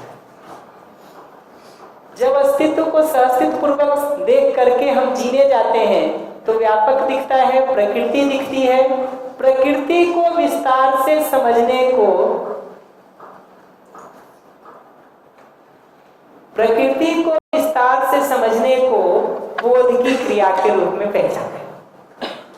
तो प्रकृति की व्यवस्था को, उसके स्वभाव को, उसकी धर्म को, उसकी अनुसंगीयता को समझने को बोध की क्रिया के रूप में पहचाने। तो बोध की क्रिया का मतलब है प्रकृति को व्यवस्था के रूप में देख पाना, समझ पाना। और जब ये प्रकृति की चारों अवस्था हमको व्यवस्था के रूप में दिखती है, ये चारों अवस्था जब हमको व्यवस्था के रूप में दिखता है तो हम इस व्यवस्था के अर्थ में ही जीने का निर्णय लेते हैं। पूरी प्रकृति जब हमको व्यवस्था के रूप में समझ में आती है तो व्यवस्था के अर्थ में ही हम जीने का निर्णय लेते हैं। उसको संकल्प की क्रिया के रूप में पहचाना है। और अब ये जो संकल्प होता है ना, प्रकृति की व्यवस्था को समझने के आधार पर जो व्यवस्था पूर्वक जीने का निर्णय है, ये बहुत स्वाभाविक है। तो ऐसे संकल्प के टूटने की कोई संभावना नहीं होती। समझ के आधार पर लिए गए संकल्प के टूटने की संभावना नहीं। समझे बिना जब हम जिद करके बहुत सारा संकल्प लेते हैं, तो जो बता रहा था कि 5 बार सिगरेट छोड़ चुके हैं, वैसा स्थिति होता है कि वो छोड़ते हैं, फिर 4 दिन पे पकड़ते हैं, फिर छोड़ते हैं। तो हमारे संकल्प की स्थिति भी ऐसी होती है। रात को 10 बजे सोते समय संकल्प होता है कि सुबह 5 बजे उठेंगे, 4 बजे उठेंगे, सुबह 4 बजे जब अलार्म बजता है ना, नया संकल्प पैदा हो जाता है कि अभी तो थोड़ा देर सो ही लेते हैं, और रात वाला संकल्प तो खत्म हो जाता है। मैं कहता हूँ आदमी ही बदल जाता है। रात के समय दृष्टि ये थी कि सुबह पढ़ेंगे, ये करेंगे, वो करेंगे, आसन करेंगे, प्राणायाम करेंगे, एक्सरसाइज करेंगे, शरीर स्वस्थ रखेंगे, ऐसा। सुबह जब 4 या 5 बजे अलार्म बजता है ना, तो हमारा ही दूसरा हिस्सा एक्टिव होता है जो कहता है यार 1 दिन और सो लेते हैं, 5 मिनट और सो लेते हैं। ये जो सिर्फ 3 मिनट, इतनी देर और सो लेते हैं। वो उसका मतलब ये होता है कि यार सोने में जो सुख है ना, ये उठ के काम करने से थोड़ा ज्यादा है, आज भर भोग लेते हैं, कल से देखेंगे। हमारे बचपन में एक किताब में एक कहानी थी 5 मिनट में। वो एक बच्चा होता जो 5 मिनट करके सुबह का 5 बजे से लेके जब बस आ जाती है स्कूल जाने की और हॉर्न बज रहा है, तब तक यही होता रहता है, बस 5 मिनट, बस 5 मिनट। तो अभी संकल्प की वही स्थिति होती है हमारी प्रकृति की व्यवस्था को जब हम ठीक नहीं समझते हैं। तो प्रकृति के चारों अवस्थाओं का ये जो स्वभाव समझ में आए, धर्म समझ में आए, अनुसंगीयता समझ में आए, उनकी परस्पर पूरकता समझ में आए, तो व्यवस्था के अर्थ में ही जो जीने का निर्णय होता है हमारा, उसको संकल्प की क्रिया के रूप में पहचाना है। तो अनुभव हो गया, प्रामाणिकता हो गया, बोध हो गया, संकल्प हो गया। अस्तित्व को सहअस्तित्व के रूप में देखना अनुभव की क्रिया, पूरी प्रकृति को व्यवस्था के रूप में देखना बोध की क्रिया। बोध यानी समझ, पूरी प्रकृति को व्यवस्था के रूप में देखना बोध की क्रिया। एक बार जब पूरी प्रकृति व्यवस्था के रूप में समझ में आती है ना, तो अगला प्रश्न बनता है कि बाकी सब तो व्यवस्था में भागीदारी ठीक कर ही रहे हैं, मनुष्य की व्यवस्था में भागीदारी क्या है?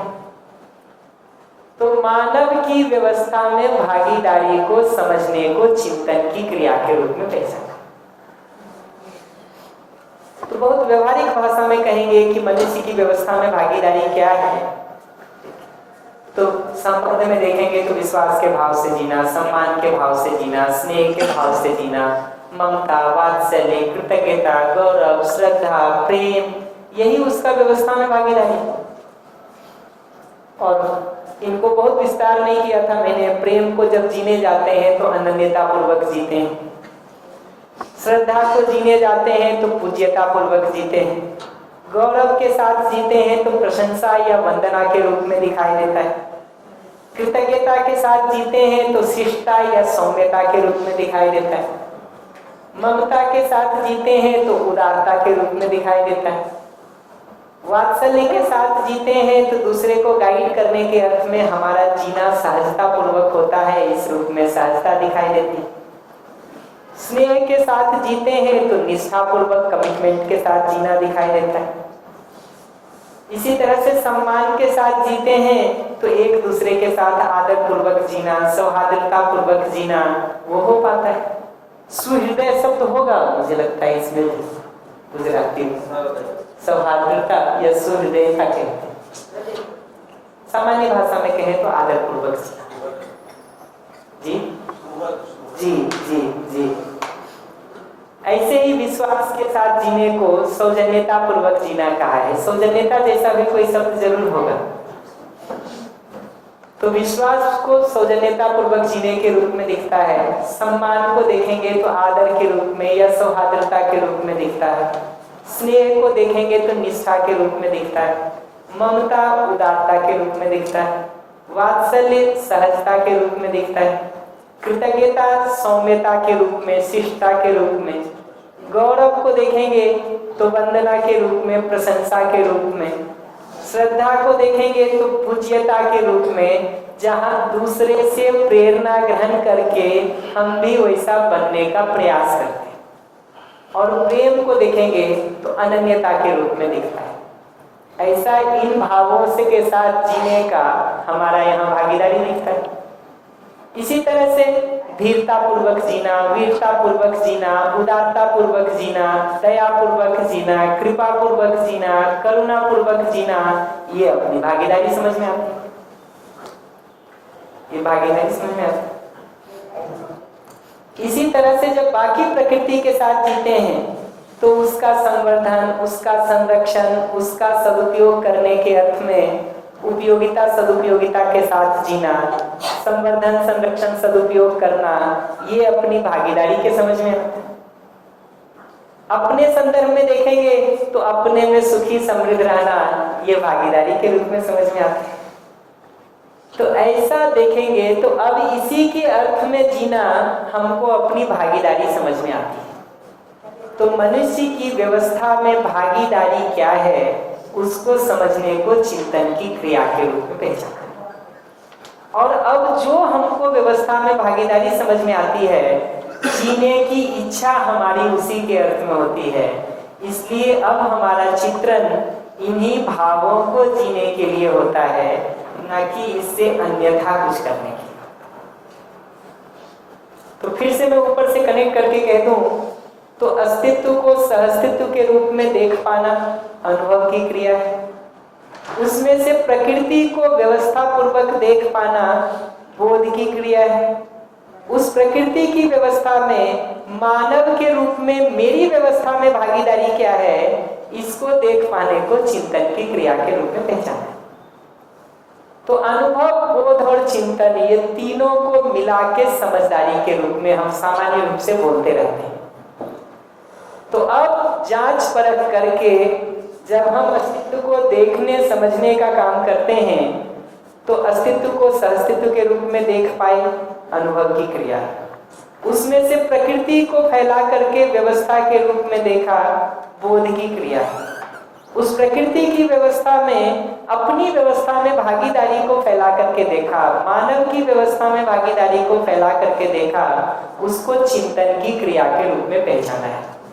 और अब हमारी जो इच्छा होती है वो उसी सहअस्तित्व जो यहाँ देखा अनुभव में, बोध में जो प्रकृति को व्यवस्था के रूप में देखा, यहाँ अपनी व्यवस्था में भागीदारी देखी, अब अपनी इच्छा तो व्यवस्था में भागीदारी के अर्थ में ही होता है। अब जो हमारी इच्छा हो गई वो व्यवस्था में भागीदारी के अर्थ में ही होता है। इच्छा चूंकि व्यवस्था में भागीदारी के अर्थ में यहाँ से आई है, इसलिए अब जो विचार होगा वो तो उसी व्यवस्था के अर्थ में जीने का ही होगा। तो विश्वास, सम्मान, स्नेह, प्रेम से जीने का, धीरता, वीरता, उदारता, दया, कृपा, करुणा से जीने का, या बाकी प्रकृति का संवर्धन, संरक्षण, सदुपयोग के अर्थ में जीने का ही हमारा प्रवृत्ति होता है, विचार होता है। उसी अर्थ में विचार को हम फैलाते हैं और उसमें से जो सबसे बेस्ट हमको लगता है उसका चयन करने का, चुनने का काम हम कर लेते हैं। तो स्नेह पूर्वक जीने के अर्थ में जो सबसे बेस्ट तरीका लगता है वो करते हैं। धीरता, वीरता, उदारता, दया, कृपा, करुणा के अर्थ में जीने में जो सबसे बेस्ट तरीका लगता है उसको हम चुनते हैं।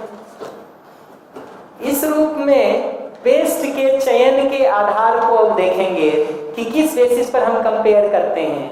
तो पहले ये बात किया था कि अभी हम प्रिय के आधार पर कंपेयर करते हैं बहुत सारा।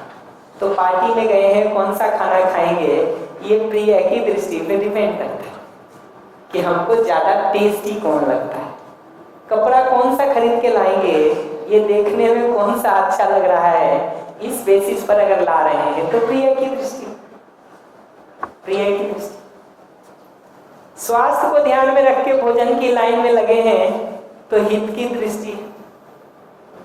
कपड़े को शरीर के स्वास्थ्य और कंफर्टनेस को ध्यान में रख करके ला रहे हैं तो हित की दृष्टि। पैसे को ध्यान में रख के कर रहे हैं, खर्चे को ध्यान में रख के कर रहे हैं तो लाभ की दृष्टि। कौन सा बिजनेस करेंगे आज के दिन, ये बहुत बार लाभ की दृष्टि से तय होता है। तो प्रिय, हित और लाभ, इन तीन आधारों पर तो अभी हम निर्णय लेने का काम करते हैं। अब अस्तित्व सहअस्तित्व के रूप में समझ में आया है, तो हम ये भी देखते हैं कि इसमें से कौन सा ऑप्शन सहअस्तित्व के अर्थ में सबसे अच्छा है। अस्तित्व जो सहअस्तित्व के रूप में समझ में आया है, तो अब हम यहाँ इस बेसिस पर भी कंपेयर कर पाते हैं कि सहअस्तित्व की दृष्टि से कौन सा सबसे अच्छा है। धर्म या धारणा का मतलब यहाँ व्यवस्था से, तो अस्तित्व सहअस्तित्व पूर्वक समझ में आया है, इस रूप में ये अनुभव यहाँ सत्य की दृष्टि के रूप में आ जाता है। ये जो प्रकृति व्यवस्था पूर्वक यहाँ बोध की जगह पे समझ में आया है, वो यहाँ धर्म की दृष्टि के रूप में समझ में आ जाता है। और व्यवस्था में भागीदारी जो यहाँ हमको चिंतन में समझ में आया है, वो अब यहाँ न्याय की दृष्टि के रूप में आ जाता है। इस रूप में ऊपर की समझ के साथ यहाँ तुलन में तीन दृष्टि और जुड़ जाती है, न्याय की, धर्म की, सत्य की, कि अब हम निर्णय सिर्फ प्रिय हित लाभ के आधार पर नहीं लेते हैं, न्याय धर्म सत्य से नियंत्रित प्रिय हित लाभ के आधार पर लेते हैं। तो हित का तो ध्यान रखेंगे, नहीं रखेंगे ऐसा नहीं कहेंगे, प्रिय का ध्यान रखेंगे, लाभ का ध्यान रखेंगे, लेकिन न्याय से नियंत्रित होगा। न्याय से नियंत्रित होने का मतलब घर में कुछ अच्छी मिठाई आई है तो ऐसा नहीं होगा कि हम खा लेंगे, आपको मिले चाहे नहीं मिले। घर में कोई सामान आया है तो दो भाई बहन में देखिए, अगर हम अच्छा वाला चुन के खुद रखते हैं, खराब वाला अगले को पकड़ा देते हैं, तो प्रिय की दृष्टि, न्याय की दृष्टि होती है तो हम अगले को भी चुनने का चॉइस दे पाते कि यार तू पहले चूज कर ले, जो तू लेगा वो ले ले, ये भी तो हो सकता। तो न्याय की दृष्टि से ऐसे होता है। ऐसे ही धर्म की दृष्टि से देखेंगे, प्रकृति की व्यवस्था की दृष्टि से देखेंगे ना, तो लाभ की दृष्टि से तो यह है कि जिस बिजनेस में प्रॉफिट हो उसको करेंगे। धर्म की व्यवस्था की दृष्टि से जब देखते हैं तो ये भी देखते हैं कि इस डिजाइन से उत्पादन करने से प्रकृति व्यवस्थित रहेगी कि नहीं, पैसा बढ़ जाएगा ये तो ठीक, कुछ सुविधा कमा लेंगे ये तो ठीक, लेकिन वो व्यवस्था रहेगा कि नहीं। तो लाभ की दृष्टि से देखें तो सारे लगाए पेड़ को काट लें तो पैसा भी बढ़ जाएगा, सोफा कुर्सी टेबल सब बढ़ जाएगा एक ही रात में। लेकिन प्रकृति की व्यवस्था की दृष्टि से देखेंगे तो दिखेगा कि पूरी मानव जाति के ऊपर संकट आ गया, संकट आ गया। तो न्याय की दृष्टि से देखते हैं, व्यवस्था की दृष्टि से देखते हैं, तो जीना संतुलित होने लगता है। एक चोर चोरी करता है लाभ की दृष्टि से, भ्रष्टाचार कोई व्यक्ति कर रहा है लाभ की दृष्टि से, उसको न्याय की दृष्टि समझ में आ जाए और अगला मनुष्य उसको अपने संबंधी के रूप में दिखने लगे, भ्रष्टाचार नहीं कर सकता, चोरी नहीं कर सकता। वो पुरानी कहानी है ना किनकी, वाल्मीकि जी की है शायद, कि नारद जी ने उनको कहा कि भाई तुम चोरी तो करते हो, जरा घर वालों से जाके पूछो कि उस पाप का भागीदारी लेंगे कि नहीं। कहते हैं सब मुकर गए एक लाइन से, ले भी नहीं सकता कोई वैसे भी, लेकिन वो कथा है, कहते हैं सब लाइन से मना कर दी है। तो उन्होंने कहा ठीक है फिर मैं चोरी छोड़ देता। ऐसा एक एक जगहों पर देखेंगे ना, तो ऊपर की जो समझ जब हमको बनती है न्याय की, धर्म की, सत्य की, तो अब हम निर्णय सिर्फ प्रिय हित लाभ के आधार पर नहीं लेते हैं, बल्कि न्याय धर्म सत्य के आधार पर लेते हैं। तो अब यहाँ तुलना का, कंपैरिजन का बेसिस सिर्फ प्रिय हित लाभ नहीं है, बल्कि न्याय धर्म सत्य से नियंत्रित प्रिय हित लाभ है। तो शरीर को स्वस्थ रखने के लिए भोजन तो करेंगे, साथ में घर परिवार के दूसरे संबंधियों का भी ध्यान रखेंगे, अपने परिवार की समृद्धि का तो सोचेंगे ही, साथ में पूरे समाज की समृद्धि हो सके उसका भी ध्यान रखेंगे।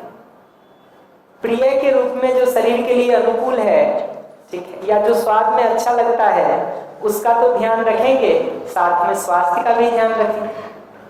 तो टेस्ट का ध्यान नहीं रखिए और नीम घोल घोल के पिए। कोई उस दिन नीम का कह रहे थे, वो मैं नहीं कह रहा हूँ,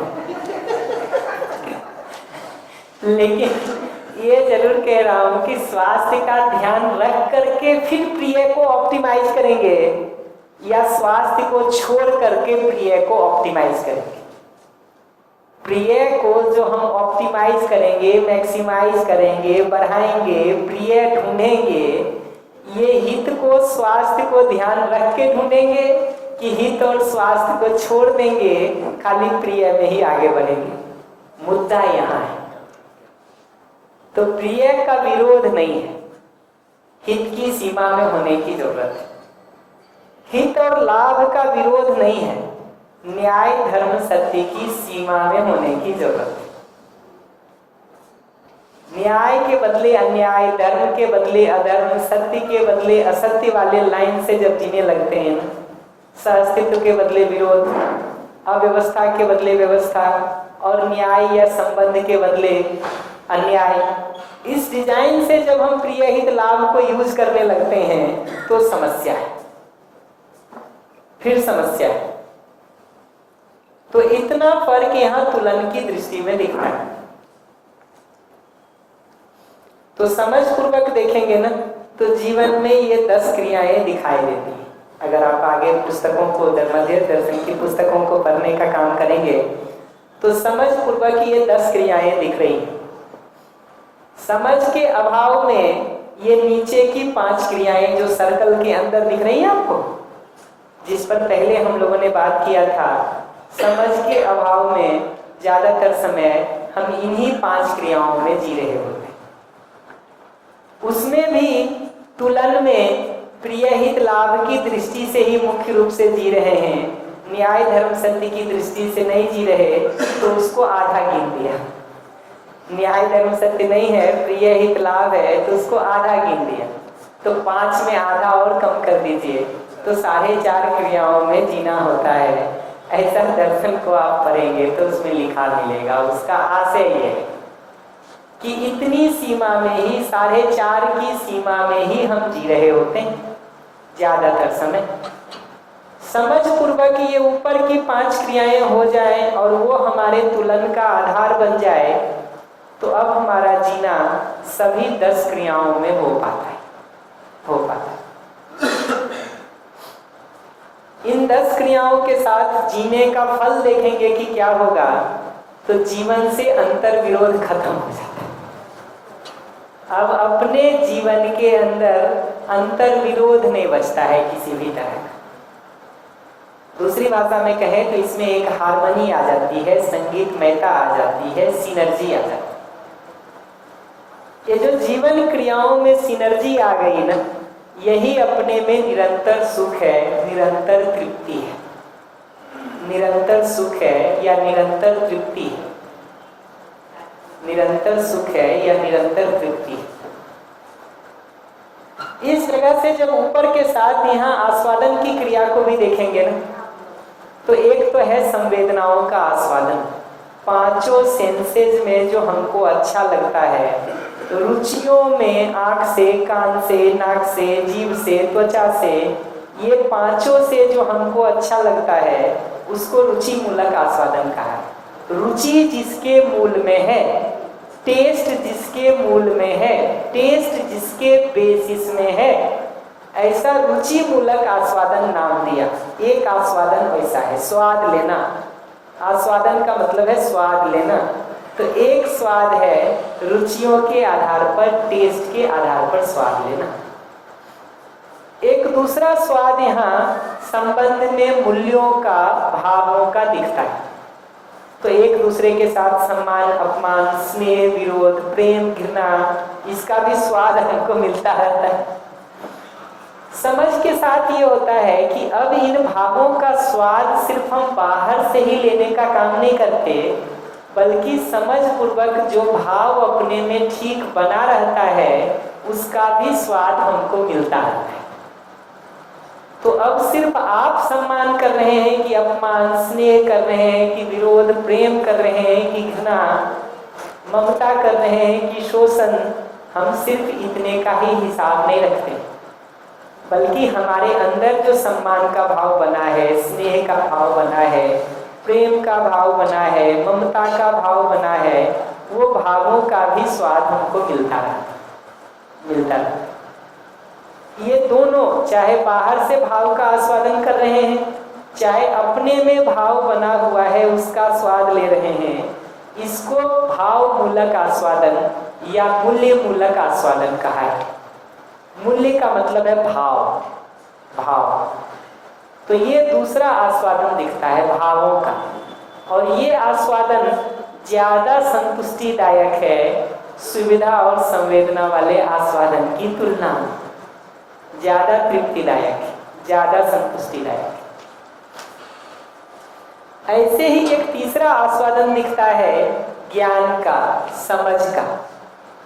और जितना जितना हम चीजों को अपने में समझते जाते हैं और कंफ्यूजन दूर होता जाता है, उतना उतना अपने अंदर एक खुशी, एक तृप्ति, एक शांति महसूस होती जाती है, महसूस होती है। तो वहां से देखेंगे तो एक तीसरा आस्वादन दिखता है ज्ञान का आस्वादन। ऊपर जो अनुभव बोध चिंतन पूर्वक अस्तित्व हमको समझ में आया है, वो समझ का भी हमको स्वाद मिलता है, ज्ञान का भी हमको स्वाद मिलता है।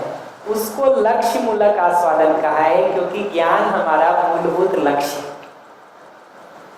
ज्ञान हमारा मूलभूत लक्ष्य है, इस रूप में उसको आस्वादन के रूप में पहचाना है।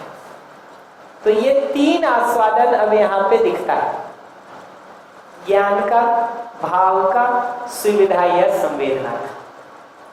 ज्ञान के आस्वादन को लक्ष्य मूलक आस्वादन कहा है, भाव के आस्वादन को मूल्य मूलक आस्वादन कहा है, और संवेदना के आस्वादन को रुचि मूलक आस्वादन कहा है। इतने के साथ अब मैं आपके प्रश्न पर आता हूं कि मनुष्य में देखेंगे ना तो निर्णय लेने की क्षमता है, बाकी प्रकृति में वो निर्णय लेने की क्षमता नहीं दिखती। तो मनुष्य कर्म करने में स्वतंत्र है, निर्णय ले सकता है। मैं यहाँ आ भी सकता हूँ, नहीं भी आ सकता हूँ, आप बैठ भी सकते हैं, अभी उठ के जा भी सकते हैं। ये निर्णय लेने का चॉइस है। बाकी प्रकृति में देखेंगे तो ये निर्णय लेने का चॉइस नहीं दिखता है, चॉइस नहीं दिखता। आग में अगर लकड़ी पड़ जाए तो लकड़ी के पास चॉइस नहीं है कि वो जले कि ना जले। ये चॉइस नहीं है कि उसमें से निकले और कहीं और चले जाए। हाइड्रोजन और ऑक्सीजन एक निश्चित ताप और दाब पर मिले हैं तो पानी बनेगा ही। ये चॉइस नहीं है कि एक बार पानी बने और एक बार नहीं बने, चॉइस नहीं। मनुष्य ही एक ऐसी इकाई है जिसमें निर्णय लेने का अवसर है, उसको कर्म स्वतंत्रता कहा। कर्म के रूप में स्वतंत्र है, निर्णय लेने का अवसर है, अवसर है। तो एक तो कर्म स्वतंत्रता दिखती, दूसरी कल्पनाशीलता के रूप में नई नई कल्पनाएं कर पाता है। तो गाय को देखिएगा तो 1000 साल पहले भी घास खा रही थी, अभी भी घास खा रही। 1000 साल पहले भी बारिश होती होगी तो किसी पेड़ के नीचे, छत के नीचे जाके खड़ा हो जाता। आदमी वहां नहीं रुकता है। आदमी बारिश देखता है तो हिसाब लगाता है कब बारिश होती है, कैसे उसमें से बच सकते हैं, तो छाता बना लेता है, घर बना लेता है, ऐसे 20 डिजाइन सोच लेता है। बैठने की सुगमता के लिए कुर्सी बना ली। इसमें रोज नई नई कल्पनाएं करके उसको बेहतर करने का काम कर पाते। तो मनुष्य में ये दो मूलभूत क्वालिटी है जो बाकी जगह पर नहीं दिखता है। एक नई नई कल्पना कर पाने की क्षमता, जिसको कल्पनाशीलता कहा है, और दूसरा निर्णय लेने का अवसर, कर्म करते समय निर्णय लेने का अवसर, जिसको कर्म स्वतंत्रता कहा है। ये दो क्वालिटी जो मनुष्य में है ना, यही मनुष्य के लिए वरदान भी हो सकता है सदुपयोग करे तो, और नहीं करे तो यही मनुष्य के लिए अभिशाप बन जाता है। तो सारा जो गलती और अपराध अस्तित्व में दिखता है और जो समस्या दिखती है, वो इसलिए दिखती है कि हम इस कल्पनाशीलता और कर्म स्वतंत्रता का दुरुपयोग कर रहे हैं। कर्म स्वतंत्रता और कल्पनाशीलता का प्रयोग दूसरे के साथ संबंध और व्यवस्था पूर्वक जीने के लिए भी किया जा सकता है, और दूसरों को अलग अलग तरीके से शोषण करने के लिए भी किया जा सकता है। दुर्भाग्य की बात यह है कि समझ के अभाव में आदमी इस क्षमता का दुरुपयोग करना शुरू कर दिया। समस्या यहाँ है, यहाँ है। इसी क्षमता का सदुपयोग करना शुरू कर दे आदमी, तो बाकी प्रकृति की तुलना में कई गुना ज्यादा पूरक, उपयोगी और सहयोगी हो सकता है। तो बाकी प्रकृति की इकाइयां व्यवस्था में जितना सहयोग, जितना भागीदारी कर रही हैं, आदमी उससे कई गुना ज्यादा कर सकता है। तो आदमी मिट्टी को बेहतर बनाने के 20 उपाय सोच सकता है। पेड़ पौधों की गुणवत्ता बढ़े, इसके लिए दसियों तरह से सहयोग कर सकता है, अनुकूलता दे सकता है। दूसरे मनुष्य के साथ भी जीना ठीक हो, उसको बहुत अच्छे से करने के काम को कर सकता है। समझ के अभाव में इसी का प्रयोग आदमी उल्टे डायरेक्शन में कर ले रहा है। समस्या सारी यहाँ है, यहाँ है कि वो कल्पनाशीलता और कर्म स्वतंत्रता जो मनुष्य को मिला हुआ है, यहाँ जो निर्णय लेने का अवसर मिला हुआ है, और जो हम कल्पना हर बार नई नई आगे बढ़ के कर पाते हैं, वो परंपरा को दिनों दिन बेहतर बनाने के लिए भी किया जा सकता है, और रोज एक दूसरे का गड्ढा ज्यादा बड़ा खोद के फंसाने के लिए भी किया जा सकता है। समस्या यहाँ पर है, यहाँ पर है। तो मनुष्य के रूप में देखिएगा तो स्वतंत्रता की सही अर्थों में संभावना है कि समझ के साथ आदमी बाकी प्रकृति की तुलना में कई गुना ज्यादा पूरक और उपयोगी हो सकता है। तो जो पदार्थ अवस्था से प्राण अवस्था बनी, तो धरती पहले से ज्यादा बेहतर थी। प्राण अवस्था से जीव अवस्था बना, तो सिस्टम और बेहतर हुआ। अगर मनुष्य समझ के साथ अपनी कल्पनाशीलता, कर्म स्वतंत्रता का प्रयोग करेगा ना, तो धरती पहले से कई गुना ज्यादा बेहतर हो सकती, ज्यादा बेहतर हो सकती। मनुष्य उसका प्रयोग दूसरे डायरेक्शन में शुरू कर दिया है, तकलीफ वहां है सर। अब आप एक बार माइक ले लीजिए, कुछ और पूछना चाहते हैं तो बताइए, उसको मैं पहले रिस्पॉन्ड करूंगा, फिर आगे बढ़ूंगा। तो चैतन्य में मतलब अभी देखा जाए तो मनुष्य जिस तरीके से आगे बढ़ रहा है, तो समय के हिसाब से संभावनाएं कितनी बची हैं कि मतलब जो पलड़ा इस तरफ जा रहा है वो तराजू में इस तरफ बैलेंस पे आ पाए, ऐसी संभावनाएं आपको कितनी दिखती हैं? बढ़िया। और दूसरा कि चैतन्य के पास मतलब ऐसा कोई मैकेनिज्म नहीं है क्या कि ये जो मनुष्य वाला जो पार्ट है इसको वापस रोल बैक कर दिया जाए कि भाई इससे पहले तो सब कुछ बढ़िया चल ही रहा था, कोई दिक्कत नहीं थी, तो मनुष्य वाला ही जो है वो मतलब आपने बोला तो सही कि पोटेंशियल तो वहां तक जाना है पर जा तो नीचे रहा है ना। वही तो मुद्दा ये नहीं है कि ये जो पोटेंशियल है इसको छीन लिया जाए, मुद्दा ये है कि उस पोटेंशियल का सदुपयोग कर लिया जाए। मुद्दा ये नहीं है कि मनुष्य में जो ये पोटेंशियल है इसको छीन लिया जाए, खत्म कर दिया जाए, धरती को वापस 3 अवस्था में पहुंचा दिया जाए। हमारे एक साथी मिले थे पिछले बार, वो कह रहे थे कि हमने तो जिंदगी का गोल बना रखा था जीवन इंडिया के पहले कि सारे आदमी को मार के खत्म कर देंगे क्योंकि धरती में समस्या इसी की है। और नहीं, हमारे तो एक साथी के पास प्लान था, उन्होंने लास्ट में भी बना रखा था कि खुद कैसे मरेंगे।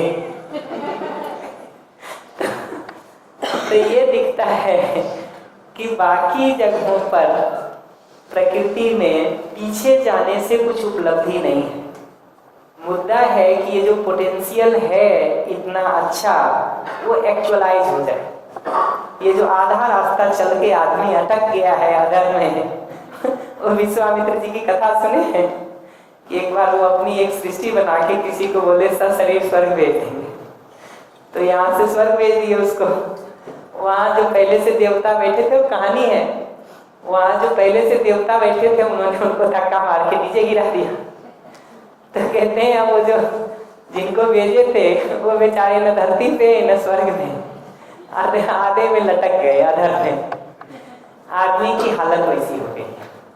समस्या वो है, समाधान ये है कि 2 कदम और चल लें। पीछे जाने के बदले ये जो लाखों साल से मनुष्य श्रम करके धरती में मनुष्य को उत्पन्न किया है, वहां तक तो मनुष्य का कोई रोल भी नहीं था।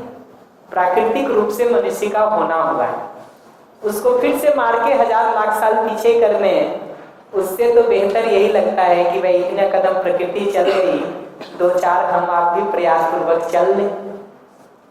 अब आप पूछेंगे पॉसिबिलिटी दिखती है कि नहीं? हमको 2-3 कारण से बहुत पॉसिबिलिटी दिखती है। पहला कारण तो एकदम सिंपल लगता है कि कहीं ना कहीं आदमी शुभ चाहता ही है। बेकार से बेकार आदमी की भी मूल चाहना तो शुभ की है। युद्ध के मूल में भी आशय तो शांति का ही है। हमको संभावना इसलिए दिखती है कि युद्ध करने वाला भी बात तो शांति की ही करता है। सारा लड़ने के बाद भी सबको ये पता है कि बैठ के जो निर्णय होगा वो तो किसी टेबल पे ही होगा। युद्ध के मैदान में आज तक फैसला नहीं हुआ, और लौट के टेबल पे ही होता है, कुछ भी कर लीजिए। तो संभावना इसलिए है कि शांति के साथ जीना हर मानव की मूलभूत प्यास है। पहली संभावना का कारण हमको ये दिखता है कि युद्ध, अपराध, क्रोध, विरोध, द्वेष, घृणा, अपमान, ईर्ष्या, इसको आदमी मजबूरन कर रहा है, बाध्यतावश कर रहा है, ना कि मूल में वैसा करना चाहता है। पहला कारण तो हमको ये दिखता है। होप क्यों दिखता है वो बता दूं। दूसरा कारण ये दिखता है कि अपमान, विरोध, क्रोध, घृणा, द्वेष, ईर्ष्या को आदमी कितना भी कर ले, करके दुखी है, परेशान है, इरिटेटेड है, और दुखी आदमी होना नहीं चाहता है। ये नेचुरल डिजाइन है उसका, इसको वो नहीं बदल सकता है। अपमान कर में जिए, विरोध में जिए, क्रोध में जिए, घृणा में जिए और आराम भी हो जाए, ऐसा कोई डिजाइन अस्तित्व में है नहीं। तो अपमान में जीता हुआ, विरोध में जीता हुआ, क्रोध में जीता हुआ, द्वेष में जीता हुआ, घृणा में जीता हुआ व्यक्ति दुखी और परेशान है, जो वो होना नहीं चाहता है। ये हमको बदलाव का दूसरा पॉसिबिलिटी दिखता है। क्यों हो सकता है? तीसरा ये दिखता है कि शिक्षा संस्कार जिससे मनुष्य ठीक होता है वो आज के दिन सर्वसुलभ हो गया है। गांव गांव, गली गली, मोहल्ले तक शिक्षा की जरूरत पहुंच गई है। स्कूल, कॉलेजेस, बिल्डिंग खुल गए हैं। लोग अपने बच्चों को धक्का मार मार के भेज रहे हैं। ये सब हो गया है। ये सब के साथ जरूरत है समझने की वस्तु और विधि को थोड़ा ठीक कर देने का। कंटेंट और प्रोसेस, समझने की वस्तु और समझने की प्रक्रिया, ये दो को थोड़ा ठीक कर देने की जरूरत है, जिसमें एक पैसा नहीं लगना। कोई ज्यादा बजट भी उसके लिए नहीं चाहिए। बजट वाला सब काम हम लोग करके बैठे हैं, बिल्डिंग बनाने का, टीचर अपॉइंट करने का, फीस भरने का, ये तो सब कर ही रहे हैं, आज भी कर रहे हैं। शिक्षा की वस्तु थोड़ी ठीक हो जाए, प्रोसेस थोड़ा ठीक हो जाए तो चीजें ठीक हो सकती। तीसरा कारण हमको ये दिखता। चौथा कारण हमको ये दिखता कि नालायक से नालायक आदमी भी कोई अमर होके नहीं आया है। ठीक है, सब जो आज के दिन सुपरस्टार हैं, 20 साल बाद, 25 साल बाद, 30 साल बाद नाम नहीं पता चलता किसी का। पूछ के देखिए लोगों से कि अपने ग्रैंड पेरेंट के ग्रैंड पेरेंट का नाम कितने लोगों को पता है। बड़ी मुश्किल से कोई एक दो मिलता है, जबकि वो 100-150 साल मुश्किल से वो होगा हमको गए हुए धरती से। ठीक है, आप ही के अपने वंशज, दूसरों का तो छोड़ दीजिए। ठीक, हम ही जिनकी औलाद है, संतान है, जिसके लिए आदमी सब कष्ट उठाता रहता, 5-6 पीढ़ी पीछे ढूंढने जाइए तो नाम नहीं पता है जी हमको, नाम नहीं पता है। और पिता के साइड से और माता के साइड से 5-6 पीढ़ी का नाम भी नहीं पता। बाकी काम वाम तो छोड़िए, क्या किए होंगे नहीं किए होंगे, नाम तक नहीं पता। तो ये दिखता है कि आदमी जो गलत कर भी रहा है ना, ये एक सीमा तक ही कर पाता है। अगर हम शिक्षा संस्कार की प्रक्रिया को ठीक कर देंगे ना, तो 1 पीढ़ी, 2 पीढ़ी, 3 पीढ़ी में चीजें ठीक हो सकती। थोड़ा थोड़ा भी अगर ठीक कर पाए, पूरा नहीं भी कर पाए ना, थोड़ा थोड़ा भी कर पाए, अगली पीढ़ी थोड़ा और कर दे, अगली पीढ़ी थोड़ा और कर दे, तो रिले रेस की तरह है। 100-100 मीटर सब दौड़ते हैं तो 400 मीटर की यात्रा पूरी हो जाती। अकेला एक आदमी 400 मीटर दौड़े और 400-100 दौड़ते हैं ना, वो जल्दी पहुंच जाते हैं। तो रिले रेस है जी, कुछ हम करेंगे, कुछ अगली पीढ़ी करेगी, कुछ अगली पीढ़ी करेगी। अगर दिशा ठीक हो गई तो 2-3-4 पीढ़ी बहुत है बदलने के लिए। एकदम आराम से काम करेंगे तब भी 25-25 साल का पीढ़ी है, 2 पीढ़ी तो 50 साल, 3 तो 75, 4 तो 100। हाँ, थोड़ा पूरा कर देते हैं ना, थोड़ा पूरा कर देते हैं ना, फिर आते जी। हमको तो पता ही है कि हम गलत सोच रहे हैं। बात करेंगे पर हम क्या सोच रहे हैं पहले वो बता देता। गलत सही पर चर्चा तो फिर कर लेंगे और उनके सवाल को क्लोज करके फिर आप पर आते हैं। आते हैं तो ये कहूँगा मैं कि संभावना हमको इसलिए दिखती कि पीढ़ी दर पीढ़ी शिक्षा संस्कार का काम ठीक कर दें तो चीजें ठीक हो सकती। 2 बात और कहूँगा मैं निगेटिव साइड से। आज भी मैं देखता हूँ धरती पर अगर कोई बहुत बड़ा परमाणु बम का ही युद्ध ना हो जाए, कोई बहुत ही परमाणु बम का ऐसा हो गया कि चुन के सब जगह उसको पटक डालें तो अलग बात है। अन्यथा सारे विनाश के बावजूद भी मानव जाति का खत्म होना भी इतना आसान नहीं, नामुमकिन हो नहीं हो तो नहीं कहूँगा, लेकिन इतना कम भी नहीं है। बिल्कुल ही कोई आमादा हो जाए कि भाई नहीं एकदम दोनों हाथ से मिटा ही डालेंगे, वही कह रहा हूँ। तो ये दिखता है कि उतना पॉसिबिलिटी तो अभी भी ये सब के बीच में से दिखता है कि खराब होगा तो ठीक है, हो सकता है 100-200 करोड़ लोग मर जाएं, बड़ी बात होती है 100-200 करोड़। लेकिन हमको दूसरे साइड से ये भी दिखता है, मैं कोरोना के टाइम पे अपने यहाँ का बता सकता हूँ। जब फर्स्ट वेव आया था ना, तो जो लोग मर रहे थे वो बहुत दूर दूर के लोग थे, नजदीक में कोई नहीं मरा, तो सब हम लोग घूम रहे थे बढ़िया। सेकेंड वेव में क्या हो गया कि हम में से ज्यादातर लोगों के घर से किसी न किसी की मौत शुरू हो गई। ठीक, उसके बाद आदमी जो है ना वो थोड़ा जल्दी ठीक होने को समझ लेता है। जब लगता है ना कि मौत उसके भी करीब आ सकती है और वो भी उस चक्कर में फंस सकता है, वो भय भी कई बार आदमी को बहुत बात भी कर देता है बदलने की। तो अभी पर्यावरण की समस्या बहुत दूर की समस्या लगती लोगों को कई बार। जैसे जैसे वो करीब होता जा रहा है ना, वैसे वैसे ज्यादा से ज्यादा लोगों का ध्यान जाने का काम भी हो ही रहा है। और जितना बहुत हुआ है ना, और जितना परेशान होगा अभी आदमी, उतना ज्यादा आवाज उठेगा उसके, उठेगा। 2 मिनट दीजिएगा, अभी तो भारत जी का ही प्रश्न को रोक रखा हूं, 2 मिनट दीजिएगा। कि जितना ज्यादा ये परेशानी होगी ना, आदमी उतना ज्यादा मुड़ेगा ठीक के लिए, ठीक है। दूसरे के पैर में जब तक दर्द होता रहता है ना, पता नहीं चलता है।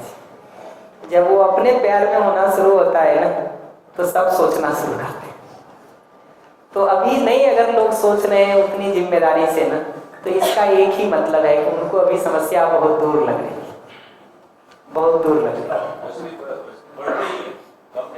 जी। तो जितना वो बाउंड्री के पास आता जाएगा ना समस्या, उतना ज्यादा से ज्यादा लोग सोचते हैं।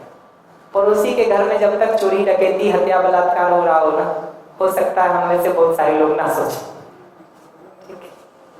अपने घर में जिस दिन शुरू होता है, अपनों के साथ जिस दिन शुरू होता है, उस दिन आदमी दूसरी तरह से सोचता ही। तो मुझे इस कारण से भी संभावना दिखती है। और समय के साथ देखेंगे ना, तो ये जो माया जाल चल रहा है ना, इससे बाहर निकलने वाले, ये भ्रम के टूटने वाले लोगों की संख्या बढ़ती हुई ही दिखाई दे रही है, कि जितने लोग पहले इसमें जितने आकर्षित थे, आज उसमें से बहुत सारे लोग बाहर निकल के सोच पा रहे हैं।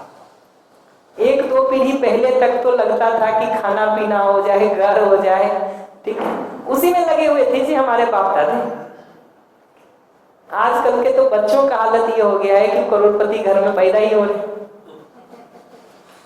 हमारे पिताजी और दादाजी के समय में मतलब वो दादी 1 करोड़ देखी नहीं होगी कि जन्म में कभी। आज जो बच्चा पैदा होता है ना वो भी करोड़पति है जी। दिल्ली में एक फ्लैट अगर ले रखा है, अहमदाबाद में भी करोड़ों में चले ही गए होंगे फ्लैट आज के लिए। तो ये दिखता है आज का स्थिति तो जी कि इतना उसके साथ वो पैदा हो ही रहा है तो उसको ब्रेड एंड बटर का स्ट्रगल भी नहीं है। इसलिए ध्यान जाने की बहुत पॉसिबिलिटी है, करेगा क्या। कल कमल मंगल जी से बात हो रही थी, वो ये बात कह रहे थे कि भाई बहुत सारे लोग तो जो मिडिल क्लास, अपर मिडिल या अपर क्लास के हैं ना, उनको इस बात की चिंता नहीं है कि बेटा पैसा कमाए, उनको तो चिंता इस बात की है कि जो कमा के दे दिया है उसमें आग न लगा दे। सदुपयोग भर कर ले उसका, उतने भर की अपेक्षा है, दुरुपयोग न करे उसका, उतना भर भी हो जाए तो वो खुश है। कमाना आगे बढ़ाना तो छोड़िए, क्योंकि एक समय के बाद दिखता है कि जब तक खाने पीने रहने गाड़ी घर का अभाव है ना, तब तक पैसा आपकी जिंदगी में बदलाव लाता है, ट्रांसफॉर्मेशन लाता है, बेहतर करता है। एक समय में वो सारी चीजें हो जाए ना तो पैसा बढ़ने से 2 ही चीज होता है। एक, उसका दुरुपयोग होने से शरीर का स्वास्थ्य खराब होता है, सामाजिकता खराब होती, और दूसरा बैंक अकाउंट का 0-1 बढ़ता जाता है। बैंक अकाउंट में वो 1 करोड़ का 10 करोड़, 10 करोड़ का 100 करोड़ होने में एक 0 बढ़ रहा है, ठीक है, इतना ही तो बढ़ता है। जीने की क्वालिटी में कोई बदलाव नहीं होता। जीने की क्वालिटी में तो तब तक बदलाव है जब तक हम चाह रहे हैं कि 3000 का टी शर्ट पहने और नहीं है तो भाई ठीक है, थोड़ा बदलाव हो जाता है। कार चाहिए, नहीं है, खरीद लिए तो भाई बदलाव हो गया थोड़ा। अपना घर चाह रहे थे, किराए में रह रहे थे, खरीद लिए, थोड़ा बदलाव हो गया।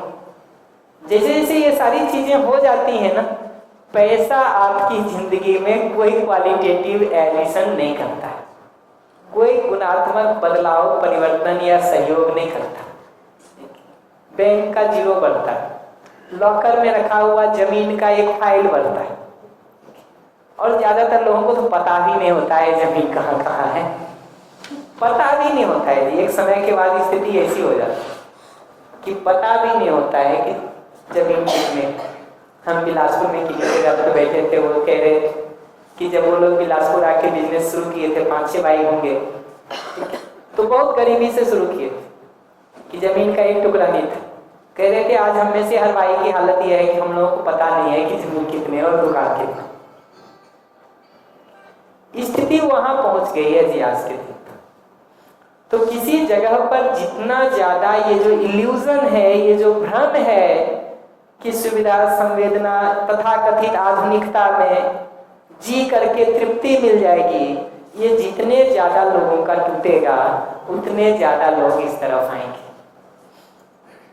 ये सब से भी आपको तृप्ति नहीं मिली हो तो आखिरी बात मैं अपने लिए ये कहता हूँ कि मेरे पास करने के लिए इससे बेहतर कुछ काम नहीं दिखता। क्या करें, और चोरी शुरू कर दें,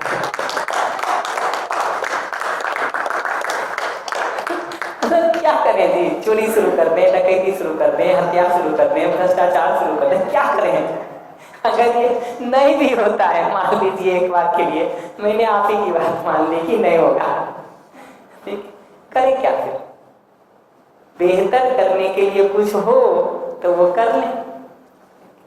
कुछ बेहतर हमको तो नहीं दिखता जी, दिख जाए तो उसको शुरू कर देंगे। इतने राउंड में उत्तर है हमारा, जो आपको अच्छा लगे।